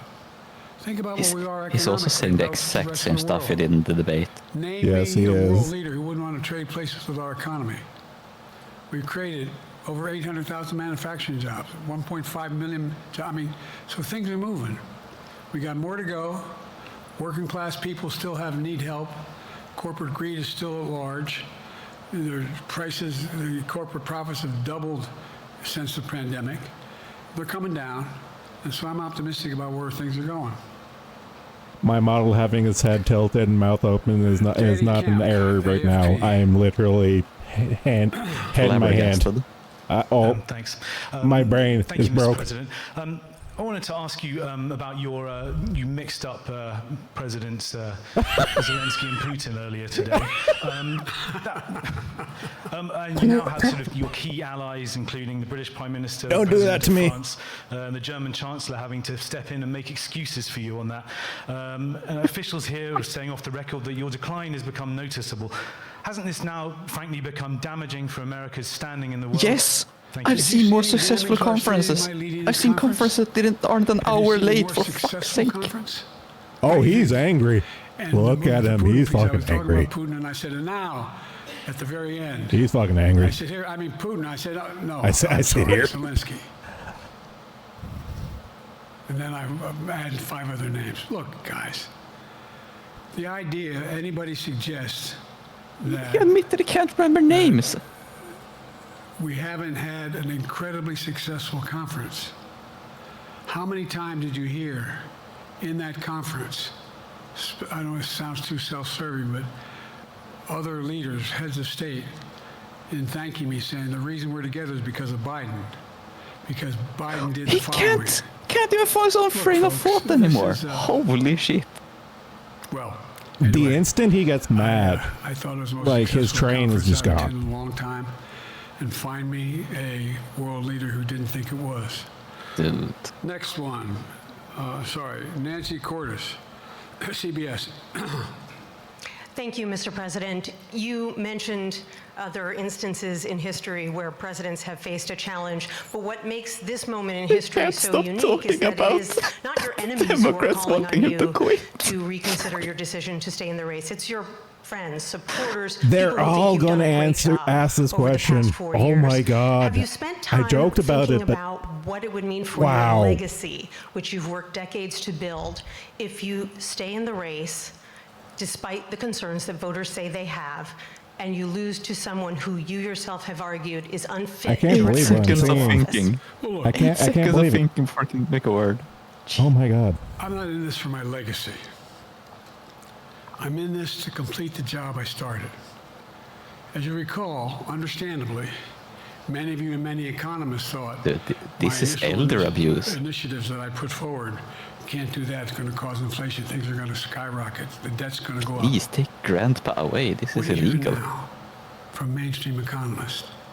16 economic Nobel laureates said I've done a hell of a job. Yeah, name one. That under my plans so far and what's going to happen in the future if I'm reelected, that things are going to get much better. Our Oh my economy is growing. I was determined when I got elected. Is trickle-down Stop economics the trickle-down economic latest theory. thing you can Because the remember wealthy a did very Republican well, president everybody doing? else would do well. My dad was a well-read, decent guy. I don't remember much trickling down on his kitchen table. Middle-class people and working-class people need You help. were never middle class, And so fucker. what happened is I decided to implement was And he able to can't implement answer the president, fucking what I question. believed when I was a senator. And that is that Starts the talking about way the to build economy this again. economy is from the middle out and the bottom He's never up. going to answer that question. That way, we grow the economy. And the wealthy still do very well. They do fine. And guess what? Find me an economist, a mainstream economist who said we haven't done well. What have we not done that isn't working right now? And so we got more to do, though. We got to finish the job. And by the way, I come from the corporate state of the world. Delaware has more corporations registered in Delaware than every other state in the nation combined. I'm not anti-corporate, but corporate profits have doubled since the pandemic. Doubled. It's time things get back in order a little bit. It's time, for example, if I'm getting brain damage the longer this goes on. Make sure that rents are kept at 5% increase of corporate rents for apartments and the like and homes are limited to 5%. We're going to make a lot of changes that I've been talking about because we're going to continue to grow this economy. And by the way, I know, remember how I got so roundly criticized for being so pro-union, not labor, union. Well, guess what? I've been the most pro-union labor president in history. How many times is it going to say, guess what? Guess what? Guess what? We have the Treasury Department. Why is he doing the ASMR voice? When unions do better, everybody does better. Everybody does better. And we talk about how, for example, remember when we talked about beginning the computer chip industry back in the United States? Used to be 40% of the industry. We invented the chip. 40% of the industry was in the United States. And former presidents decided that the best way to do it is find the I'm too cheapest labor sober in the for world, this. send the product over there and import what the product was. And so what Asia include. I was told not to go over to Europe. I mean to Asia, including Europe, but Asia. He's lost the plot on continents. He can't even remember the fucking continents anymore. He's going to invest $20 billion in the United States to build He can't even rainbow properly. And I asked why when they finally decided to do it. And the answer was because you have the safest economy in the world and you have the best workers in the world. He's stuttering so the fucking whole badly, idea dude. here is we've invested, there's over $50 billion. He hasn't scratched. Okay, he hasn't picked at his ear yet, so that means he doesn't have an earpiece this time around. None of you thought that would happen. I imagine someone's off screen. Shut the fuck up. But it's happening. He should have an It's earpiece. happening. And it's going to grow economies. All three. And by the way, red Maybe he states and stuck the blue earpiece up states. his nose. Matter of fact, there's as much in red states as blue states. I've made no distinction. So my generic point is that the idea that we can't continue to build and grow the economy, make it fairer. And like I said, from my standpoint, You don't give a shit about the middle class. Fuck's sake. that's when they I'm taking my beta blocker before I drop dead. Holy shit. The wealthy do well. Yeah, don't die before Biden does. My heart can't take it. Your Vice President Kamala Harris would be ready to serve on day one. Can you elaborate on that? What is it about her attributes and her accomplishments over the last 4 years that make her ready to serve on day one if necessary? First of all, the way she's handled the issue of freedom of women's bodies to have control over their bodies. I'm sorry, her what? ability to handle almost any issue on the board. This was a hell of a prosecutor. She was a first-rate person, and in the Senate she was. Don't really say good. that as I'm putting eye drops in. Jesus She was fuck. qualified to be president from the very beginning. I made no bones about that. She is qualified to be president. That's why I picked her. Felicia Schwartz, Financial Times. Thank you, Mr. President. Presidency is the most straining job in the world, and it's 24/7. How can you say you'll be up for that next year, in 2 years, in 4 years, given the limits you've acknowledged that you have today? The limits I've acknowledged I have. I thought the debate was a political assassination. This is worse. That's not true. Look, what I said was, instead of my I'm with you, Strider Pod. Who the fuck thought this was a good idea? At midnight, it'd be smarter for me to pace myself a little more. And I said, for example, the 8, 7, 6 stuff, instead of starting the fundraiser at 9 o'clock, start at 8 o'clock. People get to go home by 10 o'clock. That's what I'm talking about. I'm not talking about. And if you looked at my schedule since I made that stupid mistake in the campaign and the debate, I mean, what the my schedule has fuck? been full bore. I've done. Where's Trump been? Riding around Fucking his golf golf cart, again. filling out his scorecard before he hits the ball. Boomer I mean, motherfuckers. look, he's done virtually nothing. And I have, I don't know how many, don't hold me to it, roughly 20 major events. Some with thousands of people showing up. And so I just think it's better I always have an inclination, whether I was playing sports or doing politics, just to keep going, not stop. I just got to just pace myself a little more. Pace myself. And the next debate, I'm not going to. You can't say that. You can't say you have to pace yourself. He's admitting he's old and crusty. For fuck's sake, fucking idiot. Bold of him to assume there's going to be another debate. Holy shit! I love my staff, but they add things all the time. At the very end. I'm catching hell from my wife. This is worse than the press conference. What the fuck? I'm sorry, Zeke Miller, Associated Press. Thank you, Mr. President. Two questions for you. First, on the NATO summit, President Zelensky, in your meeting with him, he pressed you to lift your limitations on the Ukrainian use of American weapons, saying that, in his public remarks afterwards, saying that Ukraine cannot win the war unless those limitations are lifted. Are you reconsidering your position on that? And then secondly, following up on Felicia's question there, leaders of your own party have said about the fucking debate. They're not worried about look at the smirk on that one's face. Holy shit. Next bad night and the bad night after that.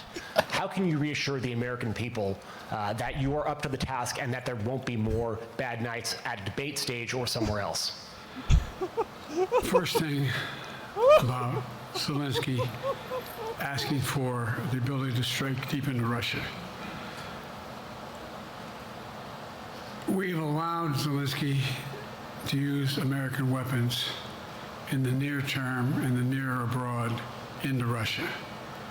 Whether or not he should be attacked. For example, should Zelensky, he's not, but if he had the capacity to strike Moscow, strike the Kremlin, would that make sense? It wouldn't. The question is, what's the best use of the weaponry he has? The weaponry we're Did not say HIMARS. I've gotten him more I got him more long-range capacity as well as defensive capacity. And so our military is where I'm following the advice of my commander-in-chief, the chief of staff of the military. I was going to say, you're the fucking commander-in-chief. Secretary of Defense. Piece of shit. Yeah, supposedly. And we're making a day-to-day basis on what they should, how far they should go in. That's a logical thing to do. Second question related to bad nights, sir. How can you reassure the American people that you won't have more bad nights, whether they be on a debate stage or it's a matter of foreign policy? Well, I tell you what. No, you're not getting the job done. The best way to assure them is the way I assure myself, and that is, am I getting the job done? Am I getting the job done? Can you name me somebody who's gotten more major piece of legislation passed in 3.5 years?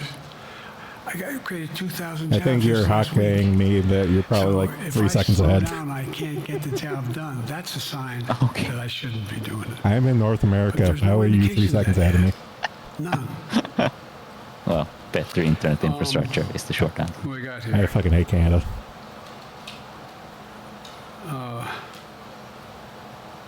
Merrick, Pulaski Radio.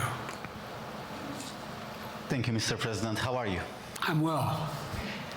No, you're not. The elections in the Boras US is have doing an interview. consequences around the world. You have pretty high standing in Europe. I just asked President Macron about you, and he said we are happy to have him as the President of the United States. We in Poland think you are a sickly old man and will die on stage. Many Will you people in answer? Poland and across Europe are worried that the former president may win the election.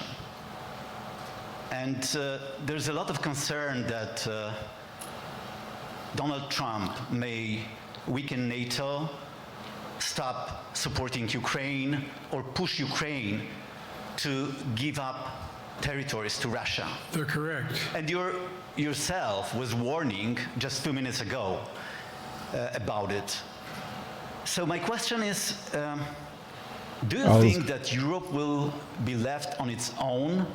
You know, you can always trust a Polak to suck the dick of whoever is the American president. I was going to say, yeah, he was slobbering that one. For possible U.S. disengagement. Well, look. Do you think Biden understood him through the accent? How can I say this? No. Sounding too self-serving. I'm not having any of my European allies come up to me and say, Joe, don't run. What I hear them say is, you've got to win. You can't let this guy come forward. He'd be a disaster. It'd be a disaster. I mean, I think he said in one of his rallies, don't hold me to this recently, Don't do this. NATO, Like, I just learned about he has to NATO stop or doing this. something Like, to oh, that Trump said this, Trump said that. If Foreign anyone policy's never checks been his everything strong and point. it's wrong, he looks so And stupid. He seems to have an affinity to people who are authoritarian. But he said, don't quote me on this. That worries, That clearly as makes it I better. tell you from Poland, Yeah, that yeah, you worries can just Europe. say that. That It's worries like Poland. you're saying not legal And nobody, advice or including in people Poland, Minecraft. think That's how that it if works. he wins in Ukraine, he's going to stop in Ukraine. That's going to be the end of it. And so what I can say is, I think I'm the best qualified person to do the job. Ukraine is not To full. make sure that Ukraine That was a great does not sentence. fall, that Ukraine succeeds, that the European alliance stays strong. You may recall, The Ukraine no has one was fallen. talking about Finland joining Yeah, NATO. big in my I remember tank is talking to fight Putin energy. When right after we got elected in Geneva, and he was talking about what we should do. We couldn't be in Eastern Europe, etc. And I said, you're looking for the Finlandization of Ukraine. I said, you're going to get the NATOization of Finland. And about 4 weeks later, I got a call. No, that's not true. Probably 5 months later, from the president of Finland, could he come and see me? Because in my office, I invited him to the Oval Office. I'm getting We lightheaded, sat down man. and talked. He said he wanted to join NATO. Could I help? Yeah. And I did. It wasn't automatic. And then I got a call from the Swedes. Can't understand him. Look at him. This involves one of your countries, man. I'd be scared. My dude ignored him. And Oh my so god, he just had a hard Finland reset right there. joined NATO. Fucking And rebooted by the borders are lot. significant, and they were already allies, but they weren't part Someone's of NATO. pressing the abort button. Abort! And you heard, I think you heard, maybe, had I can't no recall fucking if he said it idea what he publicly or said. in our closed meeting, but he wouldn't mind being repeated. He said, We are so we fucked. decided in Finland, the people of Finland decided It is they had to be well part and of NATO. truly It was in our over. interest because of the joint I thought it was. ability to be together. I thought he was done to before, dissuade but any man, attack on Finland. how can they get And worse? the same And it thing did. with Sweden. What's next? It took a lot of selling to some folks, particularly in Turkey and other places, to agree to the expansion. But it expanded, and we're a hell of a lot stronger because of it. We're more secure because of it. And Okay, by do the you know way, that Yick pose? You know, like that the main character of Yick grabbing his head and going no. 55-0 Yeah. to I'm doing support that right now, Ukraine. man. Oh my god. And we're able to bring about a coalition of Europe and Asia, Japan and South Korea. I just met we talked about With Biden, I AUKUS, was we assuming it talked can get about worse. the Yeah, I'm relationship seeing that between real time. Australia, Thank you very much. New Zealand, Japan, South Korea, the United States. We're making the world safer and stronger because we have to deal with the new arrangement that exists in the world. The Cold War is over. The post-war era is over. No, it's not. What is It's going to restarted. replace it? Where have you been? And I respectfully suggest I have a pretty good idea what that should be. I've convinced a lot of people to follow it, and we're just going to Please ask him about how bad he looked last time. David Sanger. Where's it? Thank you, Mr. President. Be nice, David. Mr. President, the NATO declaration that was issued yesterday was very notable because it described China as a decisive enabler of the war in Ukraine for its provision of critical goods to the Russians. That's part of a broader partnership that seems to have cemented in place in the past 2 or 3 years. I think one that you were a little bit doubtful of when we asked you about it some time ago. Ooh. So I'd be interested to know whether Actual hard you have question. a strategy now of trying to interrupt the partnership between China and Russia, and whether or not in a second term you would pursue that, if you could describe that strategy to us. And along the way, could you also tell us whether you think, just to follow up on Felicia's question, that if you were in a room with Vladimir Putin again, the way you were 3 years ago, or with President Xi, that Stick a fork in me, I'm done. now you will be able to He's actually asking, like, will you shit yourself if you have a meeting with Putin or Xi? Can you go a meeting without shitting yourself? Is, we discussed and I raised in the NATO summit, and others raised, the future of China's involvement. Oh Lord, take me now. What they're doing with Russia in terms of accommodating, facilitating them. They're getting access to additional. They're not supplying weapons themselves. They're supplying mechanisms for them to be able to get weapons. And China's position is basically, and I've spent more time with Xi Jinping than any world leader. For real. He dropped the for real. Hours since being vice president all the way through, for real. Oh, so and by the way, I handed all my notes. Yeah, you're definitely 3 seconds out of me. But my point is God damn it. She believes that China is a large enough market that they can entice any country, including European countries, to invest there in return for commitments from Europe to do A, B, C, or D, or not to do certain things. What's happened is we had a long discussion about what we cannot, we have to make clear China has to understand that if they are supplying Russia with information and capacity. This might be the worst answer yet. He's just going on and on. Others to help Russia in armament, that they're not going to benefit economically as a consequence of that by getting the kind of investment they're looking for. And so, for example, we're in a situation where and we've reestablished direct I'm trying to wheeze laugh off the mic as much as I can, but Jesus Christ, it's hard. I'm trying to follow whatever semblance of a red thread this answer has. None. It's an effort infidelity. And they contact one another when we have problems. The issue is that we have to make sure that she understands there's a price to pay for undercutting both the Pacific Basin as well as get to the fucking Europe, point. and as it relates to Nope, not gonna Russia happen. and dealing with Ukraine. And so we, for example, if you want to invest in China, as you know this area really well. Biden can't use the T word. 51% Chinese owner. You have to make sure that you do by their rules. The T word is Trump's word. Yeah, I mean, he didn't put up any just a couple of weeks ago, not at all. There was a while there, as you recall. Yeah, but he can't talk about it, that's the thing. Yeah, because tariffs are taxes now, apparently. Access to that market was enticing enough to get companies What was that about? No, we'll say that for later. Access to over 1 billion people in the a market, not 1 billion, but a lot of people in the market. Oh my fucking God. And so they were This is the... stop talking. When we started saying we're going to play by the same rules. This is like... this is like when a fucking 12-year-old student has to fill out time so he doesn't fail his presentation.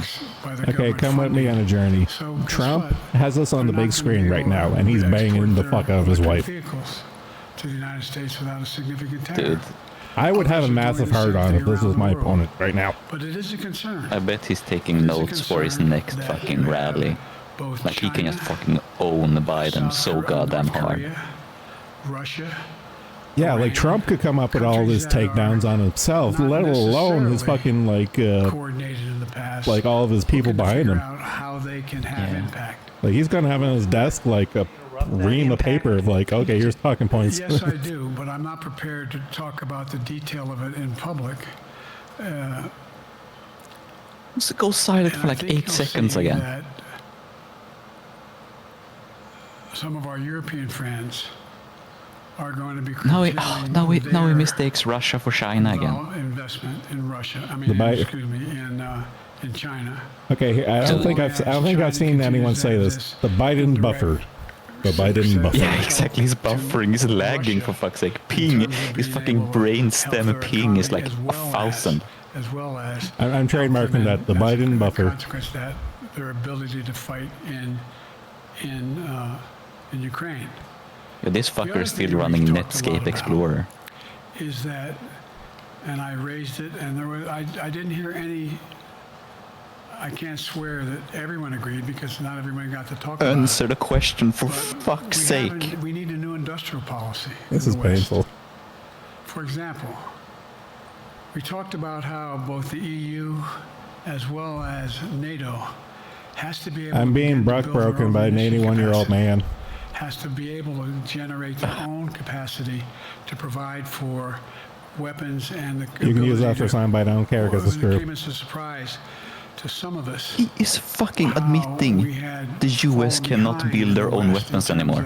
I know. To construct new material, new weaponry. And anyway, it surprised some of us. Ergo, himself and his fucking staff. Incredible admission. And so one of the things that came out of this was we're going to be meeting again with a number of my colleagues, my European colleagues, is what do we do to increase you can't hide it, no shit. Of the West, particularly in Europe and Japan, to be able to generate the kind of ability to produce their own weapon systems. Not just for themselves, but to be able to generate that. It's the same, it's what Russia's trying to figure out. That they went to China and they didn't get the weapons, but then they went to North Korea. But we're going to be in a position where the West is going to become the industrial base for it to be able to build the ability to have all the defensive weapons that we need. That was a discussion as well. Mr. President, I'm not sure you answered on whether you would be ready to go deal with Putin and Xi 2 or 3 years from now. I'm ready to deal with them now and 3 years from now. It's buffering again.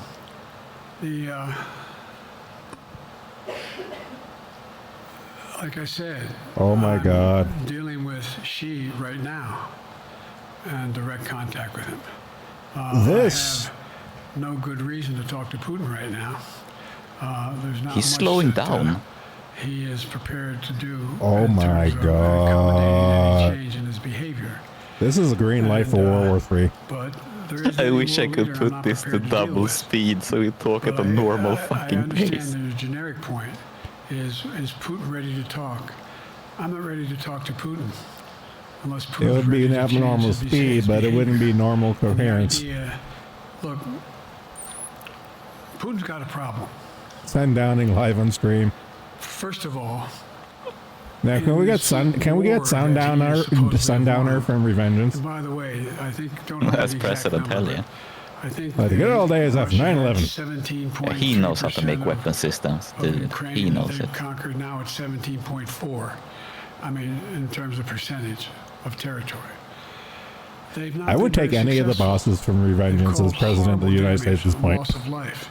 Even Mistral. Lost over 350,000 yeah.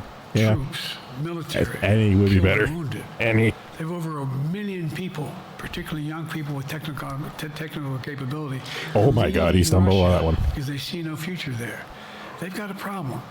But what they do have control of is they are very good at controlling and running the public outcry that relates to how they use mechanisms to communicate with people. They lie like hell to the constituencies. They lie like hell about what's going on.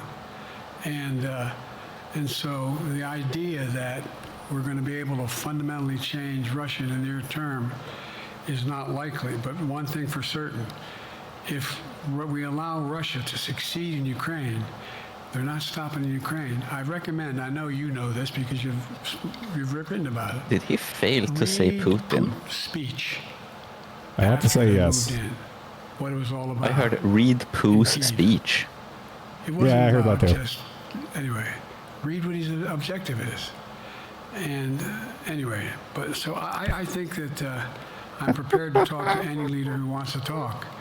He's willing to talk to anyone. He has ICQ up and running 24/7. Was trying to get him to you can ASL Biden at any time. Nuclear weapons in space. I miss the Trillium days. Trillium, I could have ICQ, AIM, MSN. Good times. I don't see any inclination. There is an inclination on the part of the Chinese to keep in contact with me because they're not sure where this all goes. And look what's happened in Asia. We have strengthened the Asian Pacific area more than anyone else has.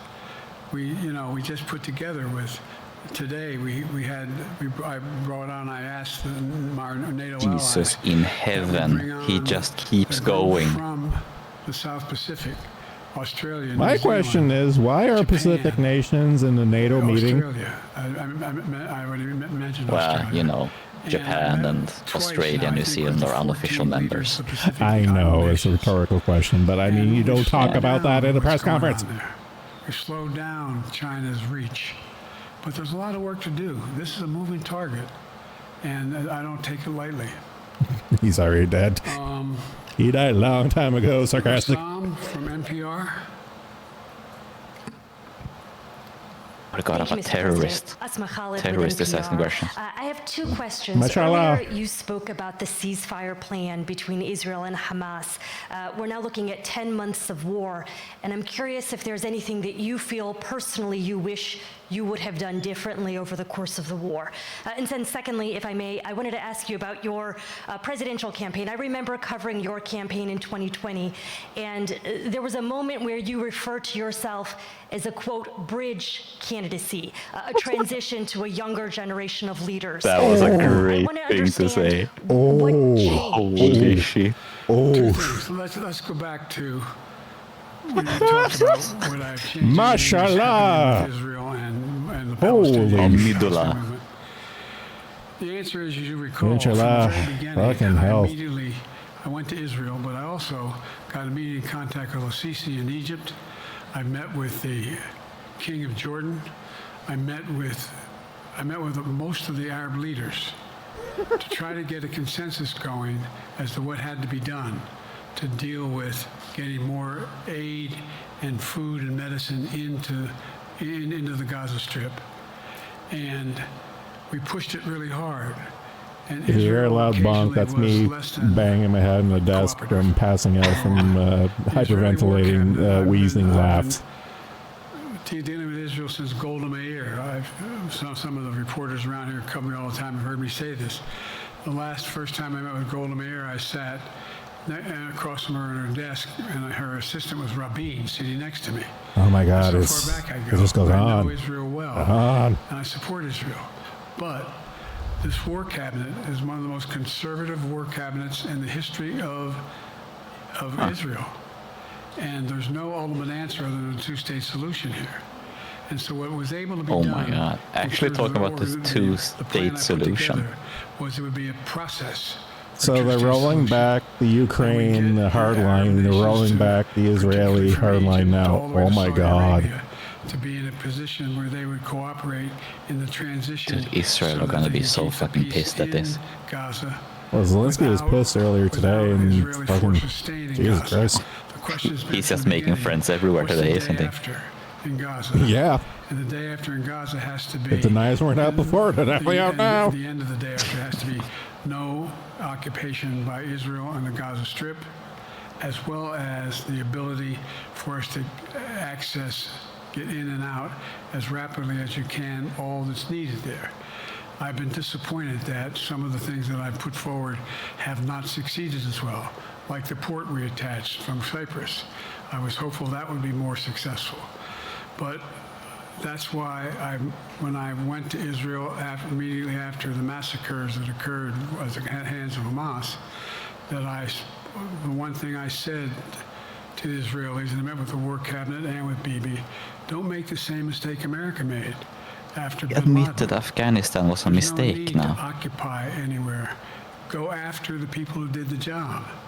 You may recall, I still get criticized for it, but I was totally opposed to the occupation and trying to unite Afghanistan. Once we got bin Laden, we should have moved on. Oh my God. Because it was not no one's ever going to unite that country. I've been over every inch of that, not every inch, the entirety from the poppy fields all the way to the north. I said, don't make the same mistake we made.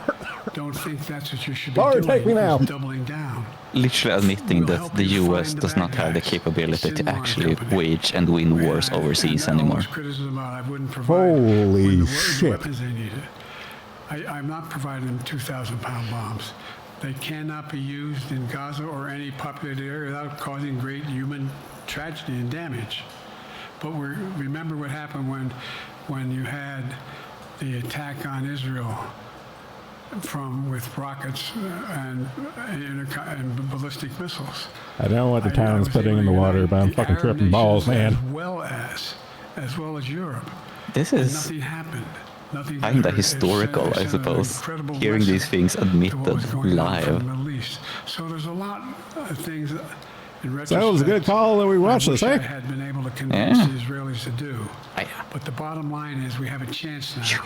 You can't, as president, say like Afghanistan was a mistake. You were the one who pulled out of Afghanistan as well. Like most weakest position you could ever take. I'm with sarcastic. Gentlemen, it's been an honor shitposting with you. May we shitpost in the afterlife for inevitable World War III. I'm with you on that one there, bud. This is carte blanche. Xi's going to invade Taiwan by fall. A ceasefire and get those. And by the way, look at the numbers. And wouldn't you? My numbers are better in Israel than they are here. Gee, golly, I wonder why that is. But anyway, confronts him again. In 2020, you referred to yourself as being a bridge candidate for a younger, fresher generation of Democratic leaders, and I wanted to know what changed. What changed was the... Oh, we can't let these 45-year-old whippersnappers around the country. Oh, we need experienced statesmen like Mr. Joe here. And domestic division. And we can shitpost in the front line. I won't put words in anybody's mouth. Most presidential historians give me credit. Motherfucker, I'm a geologist. I'll be digging those trenches, you bitch. I'm sorry. Is this motherfucker claiming that Lyndon B. Johnson was some kind of fucking peacenik? Yes, he did. My long time in the Senate Fantastic. equipped me to have the wisdom to know how to deal with the Congress to get things done. We got more major legislation passed that no one thought would happen. My grandparents died while you were in office. To get that finished. If tomorrow, if we had a circumstance where there was a lineup and I hadn't inherited what I did and we just moved things along. Anyway. You didn't answer any of these. It's going to change. Why are you still expecting an answer at this point? He doesn't even know who's asking the questions anymore. Scripts. Or no, Josh Weingrove. I'm sorry. Oh my God, he read the brackets. Thank you, Mr. President. Many of your colleagues, Democrats on the Hill, are watching tonight. Wow, I didn't know Brent Daniel was a journalist now. About your candidacy, I'm wondering how you're thinking of this right now. It seems like your That's answer silky is smooth. clear. Damn. But they're watching how things go tonight, tomorrow in Michigan, next week in Texas and Nevada. Are you thinking that way about how the next week or two goes would inform you? Am I using that way, you said? Are you thinking that way about how the next 2 weeks go? Will that affect your decision? Hear me, Nerevar. Fully determined on running in November as the party's nominee? I'm determined on running, but I think it's important that I lay fears. Oh, he's gonna assuage our fears. Yeah, this press conference really assuaged people's fears that you were a doddering old incompetent. Biden's not prepared to sit with us unscripted. Biden's not prepared to, anyway. And so what I'm doing is, and I've been doing, I think we've done over 20 joking major about us events, being in World War III doesn't mean I want it to actually be the case. North Carolina, anyway. To demonstrate that I'm going out in the areas where we think we can win, where we can persuade people to move. We're not going to win, Biden. People are already there. And here, look, the other thing is, we have the most extensive campaign organization of anybody's had in a long, long time. We have well over 1,000 volunteers knocking on doors, making phone calls, making tens of thousands of phone calls. And all it takes is that people showing Cite a number and then find out I'm off. You've been doing that this whole fucking press conference. In all the toss-up states, we're organized. We're moving. Laugh or cry, but I'm finding it very difficult to laugh right now. Oh my God. In the near term. And so, and here's the other thing. I was in the Senate a long time. very proud of what I've done in the Senate. I was chairman of the Foreign Relations Committee for a long time, and I was chairman or ranking member. Why is he bragging so much? I'm going to be going down to the Johnson Library. Because it's an election year, my good sir. Anyway, I'm going to be going around making the case of the things Maybe that this I is think like we have to finish. because I'm not American, but I think it looks really bad to brag this much. What we've Oh, it done does. Don't get me wrong, it does. Backslide on civil rights, civil liberties. Control guns, not girls. Is this gonna be a slogan now? Control guns, not girls. He's gonna grab the guns. That's popular. We're seeing around this for Kamala so good as well. Grab them by the guns.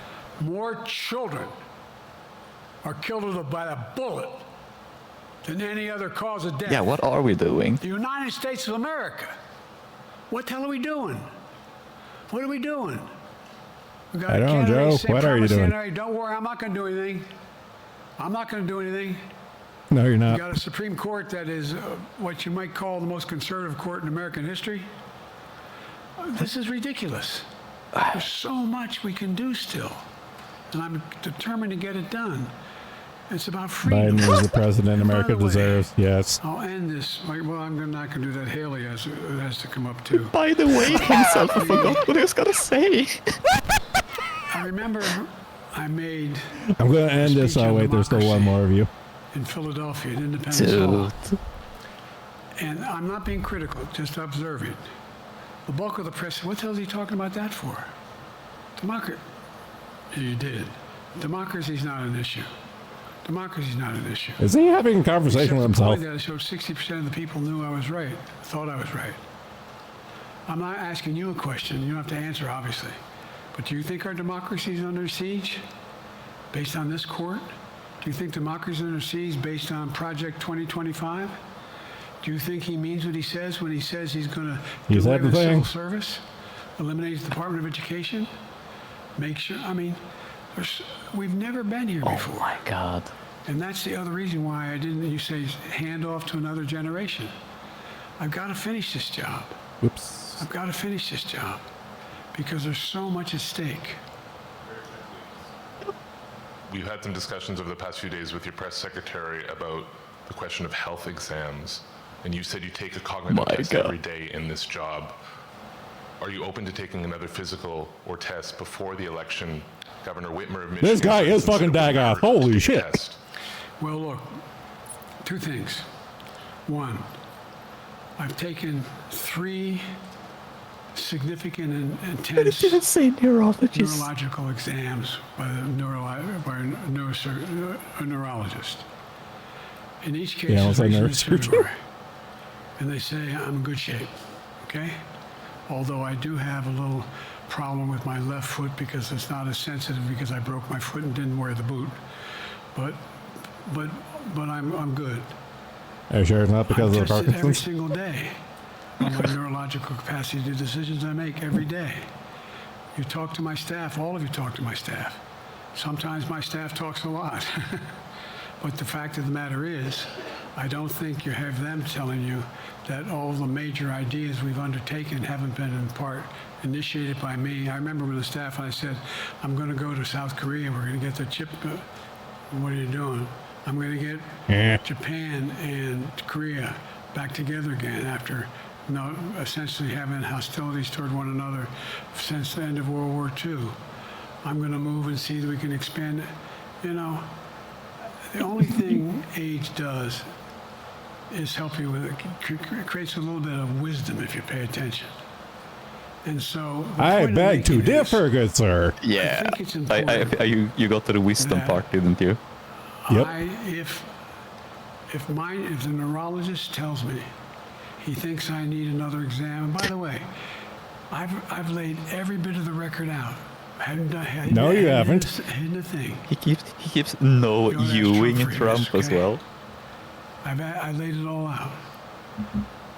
And every single day, I'm surrounded by good docs. If they think there's a problem, yeah, because if they're not, you'll fucking drop. Even if they don't think it's a problem, they think I should have a neurological exam again, I'll do it. But no one's suggesting that to me now. And I'll ask you another question. No matter what, of course they're not, because they're asking you to drop out. Be satisfied.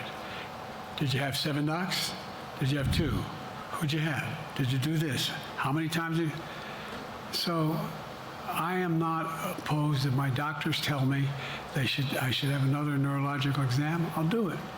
But that's where I am. Haley Bull, Scripps. Thank you, Mr. President.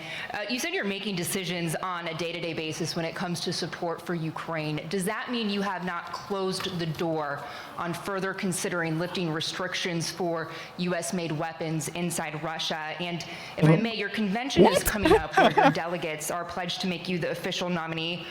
If they have second thoughts, are they free to vote their conscience? Obviously, they're free to do whatever they want, but I get overwhelming support. Overwhelming support. Oh. I won, I forget how many votes I won in the primary. Overwhelming. And so tomorrow, if all of a sudden I show up at the convention, everybody says we want somebody else. What fucking primary? Process. It's not going to happen. Even if that means they vote for someone else? Sure. Look. I'll end this with this. I served in the Senate a long time. I understand the impetus of candidates running for local office and whether they think the topic can help them or not. In my state of Delaware, which was a very Delaware was a red state when it started. It was a red state. How did it turn blue? Question mark. In terms of we now talk red and blue. Yeah, how many fucking voter boxes was it? I don't recall most of the Democratic presidents winning my state when I was a candidate. The truth of the matter is I understand the self-interest of every candidate. If they think that, running with Biden at the top is going to hurt them, then they're going to run away. I get it. But so far, go and look at the polling data in their states. Look at the in-depth, and by the way, I think you'd all acknowledge, and you're all experts. I'm not being solicitous about the president. You're experts on this stuff. How accurate does anybody think the polls are these days? I can give you a series of polls where you have likely voters, me versus Trump, where I win all the time. When the unlikely voters vote, he wins sometimes. The bottom line is all the polling data right now, which I think is premature because the campaign really hasn't even started. I mean, it hadn't started in earnest yet. Most of the time, it doesn't start till after September, after Labor Day. So a lot can happen. But I think I'm the best I believe I'm the best qualified to govern. And I think I'm the best qualified to win. But there are other people who could beat Trump too. But it's awful start from scratch. And, we talk about, money raised. We're not doing bad. We got about $220 million in the bank. We're Who gives a fuck? So with that, you have any want to follow up on any of that you just asked me? Yes. You earlier explained confidence in your vice president. Yes. If your team came back and showed you data that she would fare better against former President Donald Trump, would you reconsider your decision to stay in the race? No, unless they came back and said, there's no way you can win. ASMR whispering. Me.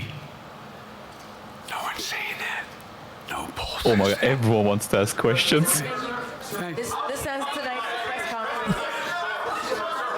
Thanks, everybody.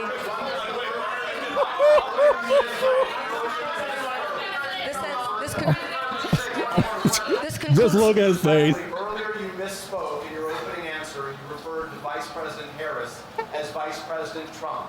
Right now, Donald Trump is using that to mock your age and your memory. How do you combat that criticism from tonight? Listen to him. He got confronted. This concludes tonight's press conference. Thank you, everybody. Thanks, everyone. It has to be Joe at this point. Hey, at least he made it off stage on his own. There wasn't any stairs this time. There wasn't any stairs. Yeah. Yeah, this dude was not a goon, because he doesn't have stairs in his house. He is not protected. I'm legit scared now. Holy shit. fucking incredible. The fact that someone dared to confront him with him calling Kamala Trump. And someone earlier asking the the Putin and Zelensky thing. Dude, we should remember the name of the dude who asked him about misspeaking about Kamala as Trump, because that's a dude that might end up suiciding via shooting himself in the back of the head 22 times with a silenced gun. Like, oh no, man, that got Earth. Yeah. Only the chosen one can kill him, and I don't think Biden's the chosen one. Yeah, he'd rather see a fucking Khajiit enter his lair than fucking Biden at this point. Yeah. Yeah, I'm just looking at my feed right now. It's like, reporter, in 2020, you referred to yourself being a bridge candidate for younger first generation Democrat leaders. I want to know what changed. Blames Trump. There's already, all the clips are starting to make the rounds. Holy shit. Yeah. Like, this was way worse than I thought. And we had a whole hour to, talk this out beforehand. Like, it wasn't like we were especially positive to this, but for fuck's sake. Oh God, Biden, I'm following the advice of my commander-in-chief. Fucking a gif of Obama. Which voice is the commander-in-chief? Fucking Obama. Obama in sunglasses doing a finger gun.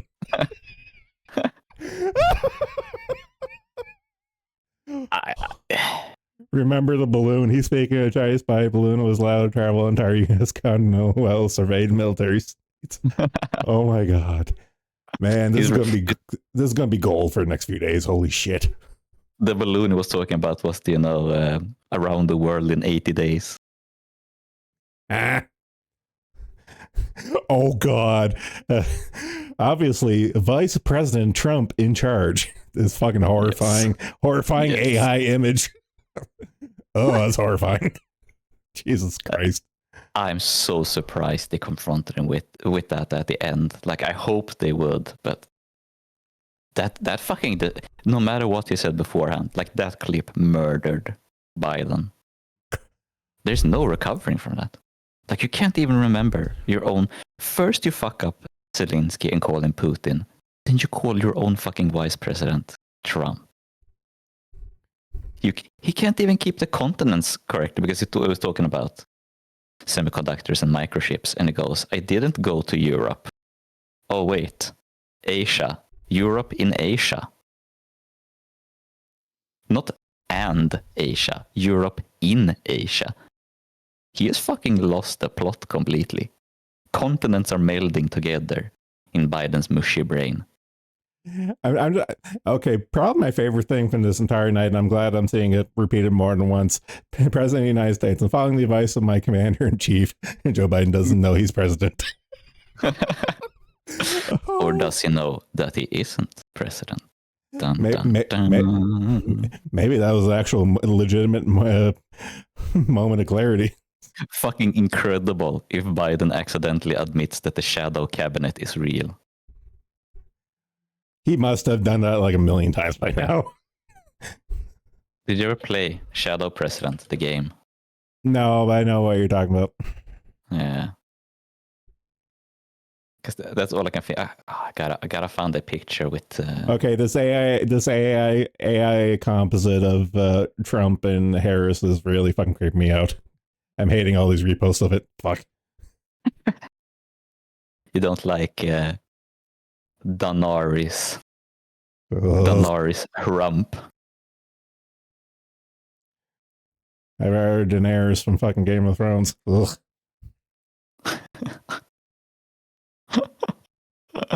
I'll take a skinny no-tip blonde over fucking Living Nightmare. Yeah. There was something you wanted to save until afterwards. What was it?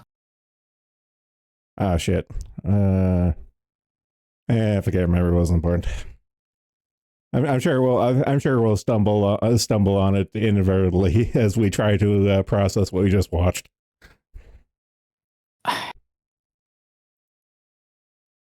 Like, Biden forgets how he has an earlier bedtime. I need to pace myself. God damn it. that was, I can't believe he started talking about that. You can't say that. I'm following the advice of my commander-in-chief as referring to Jill or Hunter. No, clearly Obama. Oh, shit. I mean, the whole like he getting confronted with how fucking gerontocratic his fucking cabinet and everything is, and going like, oh, they're too young and dumb, they need my wisdom. Yeah, as he stumbles saying it. Yeah, what? This dude has a fucking 1 in charisma and 1 in wisdom at this point. Int ain't looking good either. Any strength, fuck. Okay, I can get behind this project 2025. Arby's $4 or $5 returns, $5 footlongs back of Subway, ashtrays of Burger King, McRib year round, dine into Pizza Huts with red cups, Marlboro points, catalog returns, pull tab beer cans, fuck yeah. Smoking and real food on planes, deregulation of cigarette vending machines, CD players back in cars, Blockbuster Video reopening nationwide, a 1975 Trans Am for every American, cocaine and Coca-Cola, no fat chicks, and Sports Illustrated swimsuit issue, little car seats with no seatbelts, Spud McKenzie clone with DNA, federal bailout of Red Lobster. God bless. Raise hell, praise Dale. Dude, the president who can get the dollar menu on McDonald's to be an actual dollar menu. That is like 70% of the votes right there.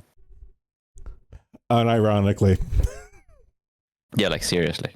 Like people younger than me remember the dollar menu actually being a dollar menu. Like people have seen, you know, it's fucking fast food or whatever, but still something that used to be cheap and fast is now slow and expensive. Like that kind of describes society, I suppose. Well, it's one of those things, like the whole like shrinkflation, inflation, you know, like all aspects of it and stuff. It was slow over time. It happened gradually over a long time. It happened rapidly over a short time. People start to fucking notice. And that's where you start having problems.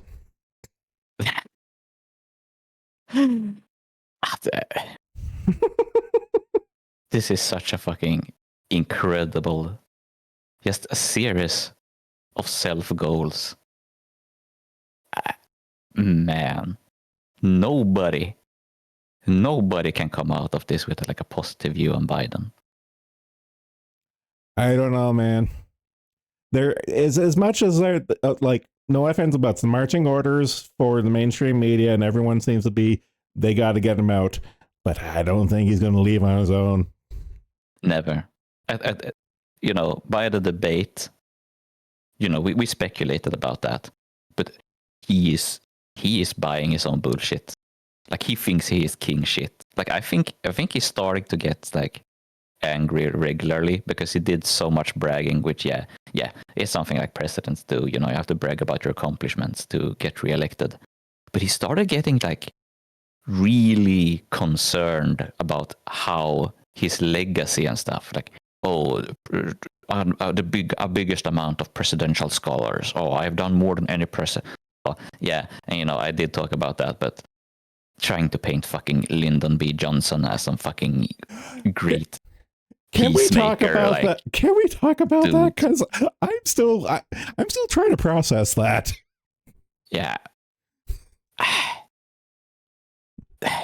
It's fucking Lyndon B. Johnson, dude. Like, yeah, I know, Mr. Big Dick whip it out himself. I know. how do you like that's not a positive comparison. No, it's not. Like no one is the guy who's only remembered because he got the position after fucking Kennedy got shot. Like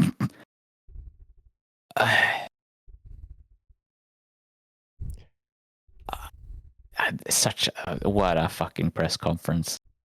I am surprised that it was this bad. And I mean, I don't even know why I'm reading the Zero Hedge article. I watched it live, but I don't know, maybe it'll jog a couple of things. I mean, it's not only how fucking bad the press conference was, but the delay. Well, buffering Biden for the good chunk of that there is just like, I understand that this was an hour late because yeah, like how do you? Well, like, no. Here's the scary thing. This was an hour late, obviously for reasons, and those reasons weren't good enough. That's the thing. The reasons weren't good enough. Yeah, dude. Do you remember fucking Bane from the Batman comics? Yes. Like they gotta have like Bane levels of fucking steroids pumping through him to get him to move at this point, because like I wouldn't have picked Vice you could President see Trump him to be Vice degenerate President. the longer the press He's conference not went on. qualified to be That president. whole thing that the fucking Polish guy was asking about, like, oh, what are you going to do to split China and Russia? And it just went on and on and on and on. Yes, and that was when he started fucking rebooting. Just this suddenly 8 seconds of silence, and he just goes, and then it starts again, and he goes on and on and on. Oh God. You know what's funny with him comparing himself to Lyndon B. Johnson? It is the fact that, I mean, Lyndon B. Johnson is the reason that fucking South Vietnam fell. Very similar to Afghanistan. Yeah. Like the exact same shit. Like, this war is over. We can pull out now. I guess that wasn't true. And well, no. Okay, well, here's my opinion on the Vietnam here's my opinion on the Vietnam thing. America did win Vietnam, and then the Viet Cong came in a few years later after the fact, and then wrecked house. That's how that went down. So it's a matter of technical. It's like, yeah, they did win and stuff, but they didn't really like hold it. So they also won the invasion of Afghanistan against the Taliban. And they didn't hold it. They technically won, but they didn't hold. And you know, it's very. I just don't like it. It's shit. I really feel we have to focus on him talking about being against Afghanistan the whole time, and basically admitting it was a mistake. Admitting it was a mistake, verbally dialing back the support for Ukraine, and verbally, first time that I've noticed, correct me if I'm wrong, of admitting the two-state answer to the question of Israel. Yeah, I can't remember I've heard another American president talk so openly about it, but I might very well be wrong. I am not like an expert on American politics, but I want very strange to hear, I must say. I want to say I'm wrong. I want to say someone's already done it by now, but it just feels wrong. It's like, you just don't say that out loud. It is a very fascinating change for sure in like American-Israeli relations. Like they must have broken down pretty bad. If they haven't, they definitely are now. Yeah. Shit. And like just his military stuff, like him going like, oh yeah, the West can't produce their own weapons anymore. It's like, okay, thank you, Mr. Biden. How are we going to solve it? And then he goes like, oh, and he talks. Interestingly, he talked like, oh, Russia isn't getting actual weapons from China. They are getting the mechanics for weapons from China. And then he goes like, and the West has to do the same.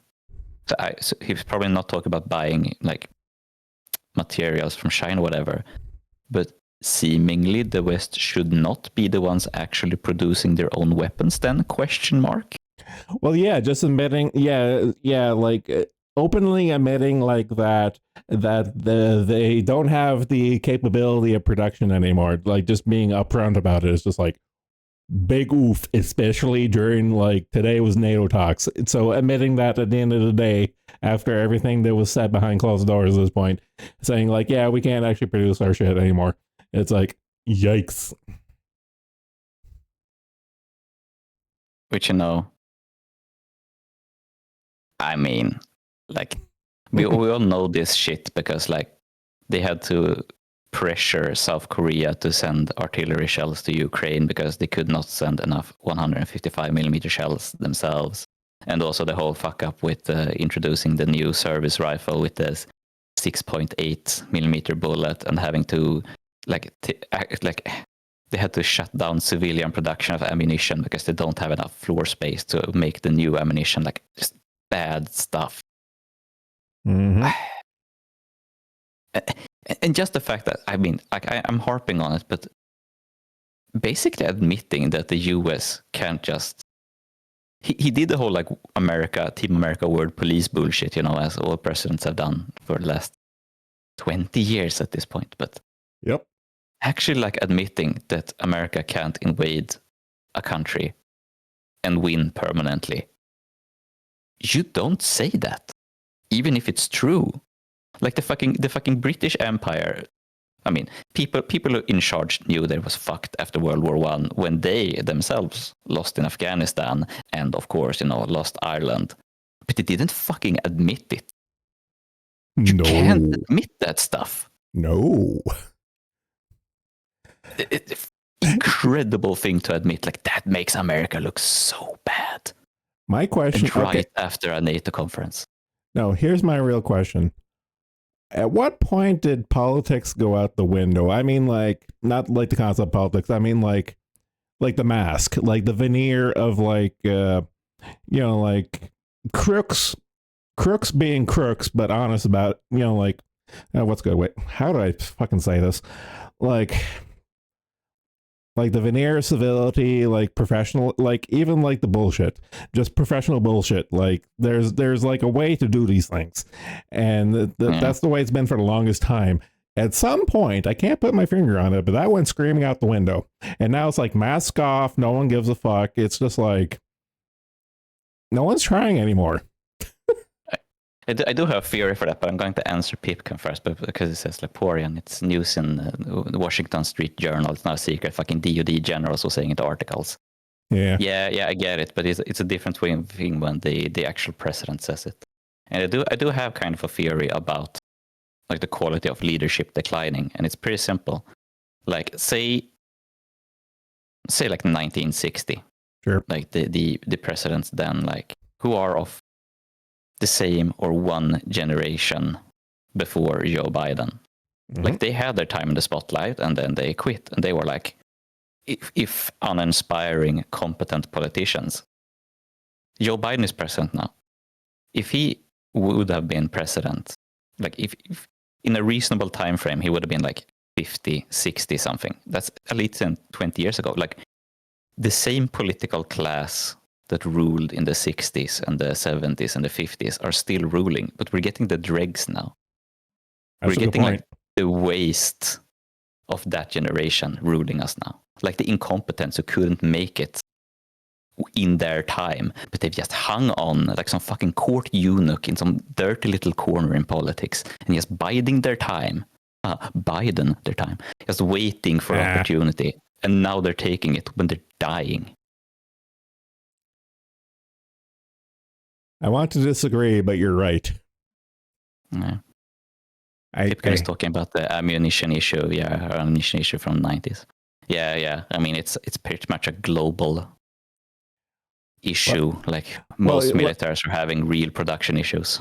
Well, yeah, that's like those production issues have been around for a while, and they've only gotten worse.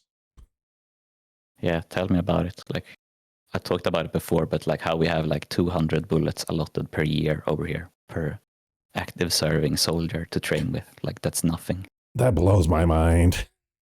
Yeah. Like, I've shot in thousands of rounds myself, and I don't go out that often. I know, dude. and I can say it's not much better when you're doing hunting and stuff. Like, the price of a 30-06 is $1 per bullet, at least. I'm kind of hunting ammunition is $2 per bullet. I'm not gonna lie, I haven't actually bought an ammo in years at this point. I'm kind of scared to even look. Yeah. I just have all my stockpiles from like fucking 10 years ago. Actually, I was underselling it. It's more like $2.50 per hunting ammunition bullet. I forgot the currency conversion. Yikes. Mm. Let's see. Canadian Tire 308. I'm kind of curious. No, actually, I buy Federal, not Winchester. Let's see. Federal 308. 180 green. What do you cost? $50 for 20. Yikes. Wow. That's more than $2. Also, yeah, that's more than $2 US. Damn. Jesus Christ. Yeah, the only thing affordable here is 22, of course, like 22 long rifle. And that's, you can get 600 Federal, actually. From Federal, you can get 600 bullets for $45. Yep. I've gotten $50 for a pack of 20. Yep. That's where I'm at right now. Yep. Do you have to have like weapon lockers as well?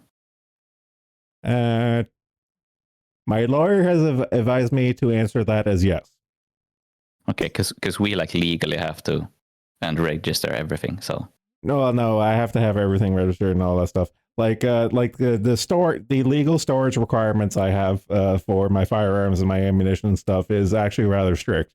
But here's the thing: I remember one guy, he had a safe in a safe room, and I mean, like, it was like a walk-in bank vault. Yeah. And the robbers actually like fucking blowtorch their way in, and the guy was still charged for improper storage, even though he had his guns like in a literal bank vault. That's how fucks things are in Canada. Like, there's no such thing as adequate storage because they'll get you for anything. So in reality, I just have my guns in my ammo, like my guns in my dry box, and my ammo in their dry boxes. Like, and all I do is I have a bolt in my floor, and I have like a cable lock going through like the handles and stuff. That's literally all I have. Okay. Because even if I did have all my shit in like a safe, like, people could just lift off the safe and take it out, and that would be improper storage. Like, there's no way I can win. So why bother? Like, really, there's no point. So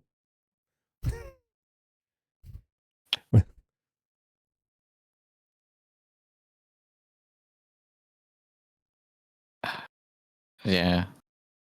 I'm Biden, huh? I was buck broken for Biden, but like looking up that ammo prices for the 308 ammo kind of broke me just a little bit more. That was like the last straw for my brain tonight. It's just like a grim reminder. Yeah, a grim reminder of like the modern age we live in. Yeah. Seeing an American complain like, "Oh, dude, fucking 5.56 is like 40 cents a bullet," and I'm like, yeah. What are you complaining about? I would love that. No, Minotaur, I did say it was $50 for 20 rounds of 308. Yeah, $50 Canadian for 20 rounds of 308. I just looked it up on CanadianTire.com right now, or .ca, whatever. Yeah. It's also really great over here because like I have a shotgun I can't use anymore because you're not allowed to use buckshot with lead pellets in it anymore. Yeah. You have to use copper or tungsten or whatever else. And my shotgun is too old. It can't handle the pressure of tungsten or copper. So I have a shotgun that is hell to get rid of and I cannot use anywhere. Oh, just to answer Minotaur before it scrolls out and I forget. I got a Beretta 92 FS 9mm, of course, a Remington 870 Express Synthetic with an extended mag. And I can never remember my fucking rifle. It's a Remington 700 something.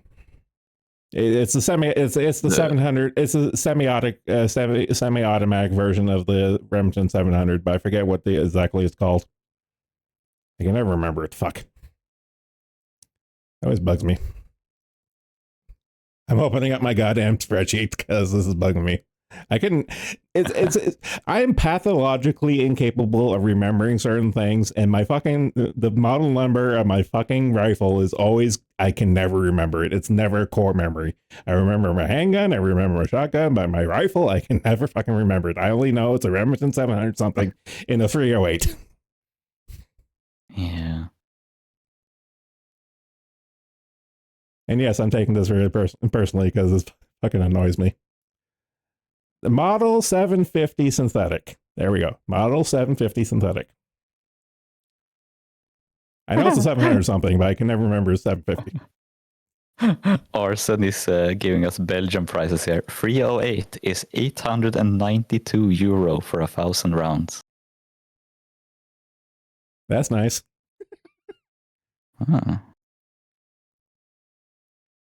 Very affordable. I think. Okay, here's a funny story. Like most of my ammunition is like boxes and stuff. I bought like one case, like one crate. I think it was 1,000 or 2,000 rounds. It was multiple thousands of rounds of 9mm Remington. And I really wish I never did that because the last time I went shooting with that ammunition and stuff, the running joke is Remington went to shit years ago, and that's when I bought it was years ago. And the last time I went shooting with my handgun, I swear to fucking God, I know I told the story before. When I went to my new gun club, I had to get registered in my new gun club, and when I went out for training all at the jazz, I used that ammo, and every other shot, I swear to fucking God, it was stovepiped.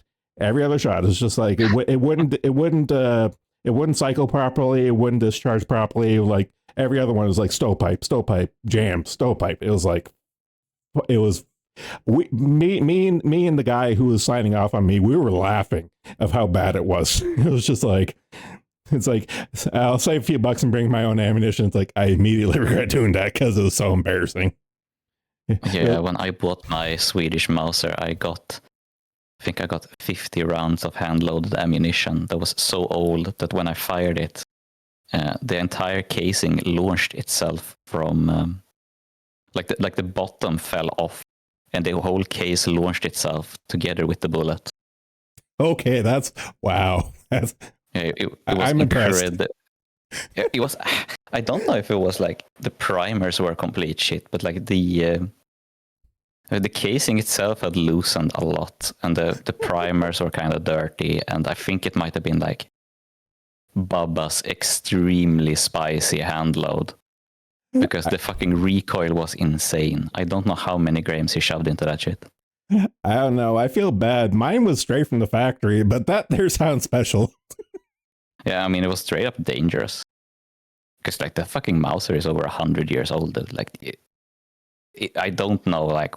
And what the fuck did he use that ammunition for? Like, you can take down a fucking moose with one 6.5 times 55, no problem at all. Like, what the fuck was he doing with those spicy handloads? Like, was he was waiting for the Russians? I don't know. No, he was hunting the mythical lost mammoths of the north. Because they're alive, apparently. That's what he was prepared for. He was hunting mammoths. Possibly. Your primer shouldn't be backing out. Yeah. No, and they actually the whole bottom of the case was stuck in the extractor. So that was a fun range trip. Yeah. I find it kind of funny now. Everyone's looking at the ammo prices and are subsequently kind of flabbergasted prices now. I suppose Python was asking me if the case ruptured. No, the case itself, the bottom of the case got stuck in the extractor. And then the case actually like, what is it called in English? The fluting at the top of the case also blew out. And then the extraction sucked shit, of course, because like the extractor bit into the bottom of the case itself. So I had to take out the extractor and like had to what is it called in English? Decock the I guess it is the extractor. I'm pretty sure you're right. Yeah. Yeah. That is weird as fuck. It was very bad ammunition. It really ruined our range trip because I was with some friends at the range. We had 2 guns, so we had to fire the 22. How do you think that was the one that worked? How do you think I felt? I was getting trained up and signed off on the new gun club was kind of like my last resort and stuff. And every other shot I was shooting was stovepiping. And I'm thankful. No, here's the thing. Like I got trained, like my first couple of rounds to that club, I got trained by the hard ass ex-military. And then once I passed him, he palmed me off into a younger guy, more our age. But so thankfully I was with him when that was happening, like the younger guy. Thankfully I was with him because we had a laugh about it. But if I was with the other guy, I probably would have been kicked out or something. Yeah, ex-military guys can be a bit special about that stuff. Oh, he was a hard ass, and I was just biting my tongue most of the time. And this is kind of funny because like I went to like the annual meeting and I had a little chit chat with the president of the club and stuff, and he was like, "So how is so and so?" I was like, "Yeah," and like that's what I did. I was like, "Yeah," and he was like, "I know." He just like, "I know." Every range I've been at, like the try-hard military guys are the worst. The best ones are the boomers who've been shooting forever because you used to be able to get the Carl Gustav SMGs from the military to do military shooting. So it was like competition shooting with SMGs. Yeah. And that is now no longer available. But we have a bunch of boomers who have the SMGs, and they are fucking insane. They go out to the range and they blast like 1,000 rounds of 9mm, just full auto all the time. And when you get to borrow those, that is so fucking fun because they have the big fucking coffin mags with like 50 rounds in them. You just fucking blast with them. And we have like pistol boomers who seemingly have like every fucking revolver and pistol in the world. Like we have one guy who's firing fucking broom handle Mausers, and he has a fucking Colt Anaconda he's blasting like 357 with. So you always want to be at the range when they're there because like, oh, can I borrow your gun? Well, no, funny thing, like when I was getting signed off with the younger guy and stuff, I was his excuse to shoot some of his fun guns. And after we did my mandatory stuff, he was like, okay, let's fire some of this stuff.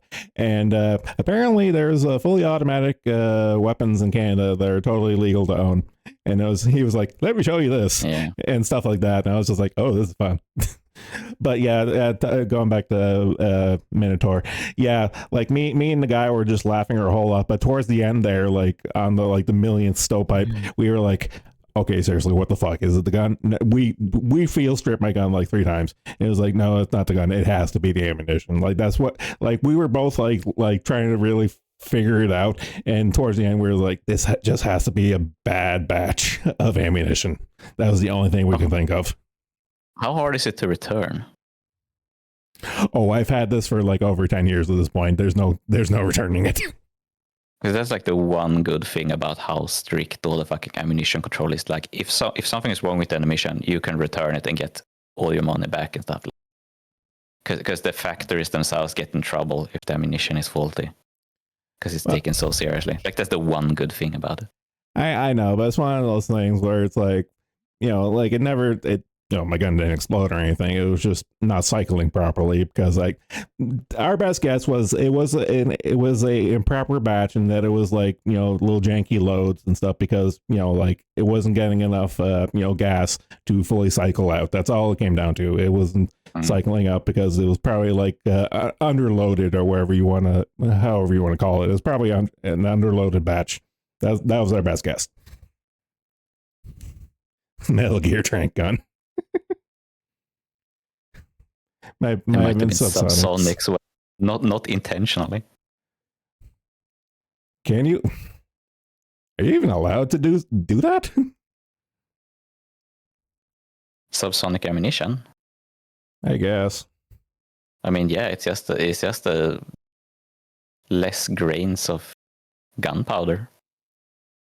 Yeah, I guess. It's like good dudes who fire like 300 blackout. I mean, that's the point of 300 blackout. Besides getting 760. What is it? 7. It's the same as the AKM cartridge. What is it? 792 times 39. Like you get the ballistics of 792 times 39, but it's also a lot quieter when you fire it subsonic.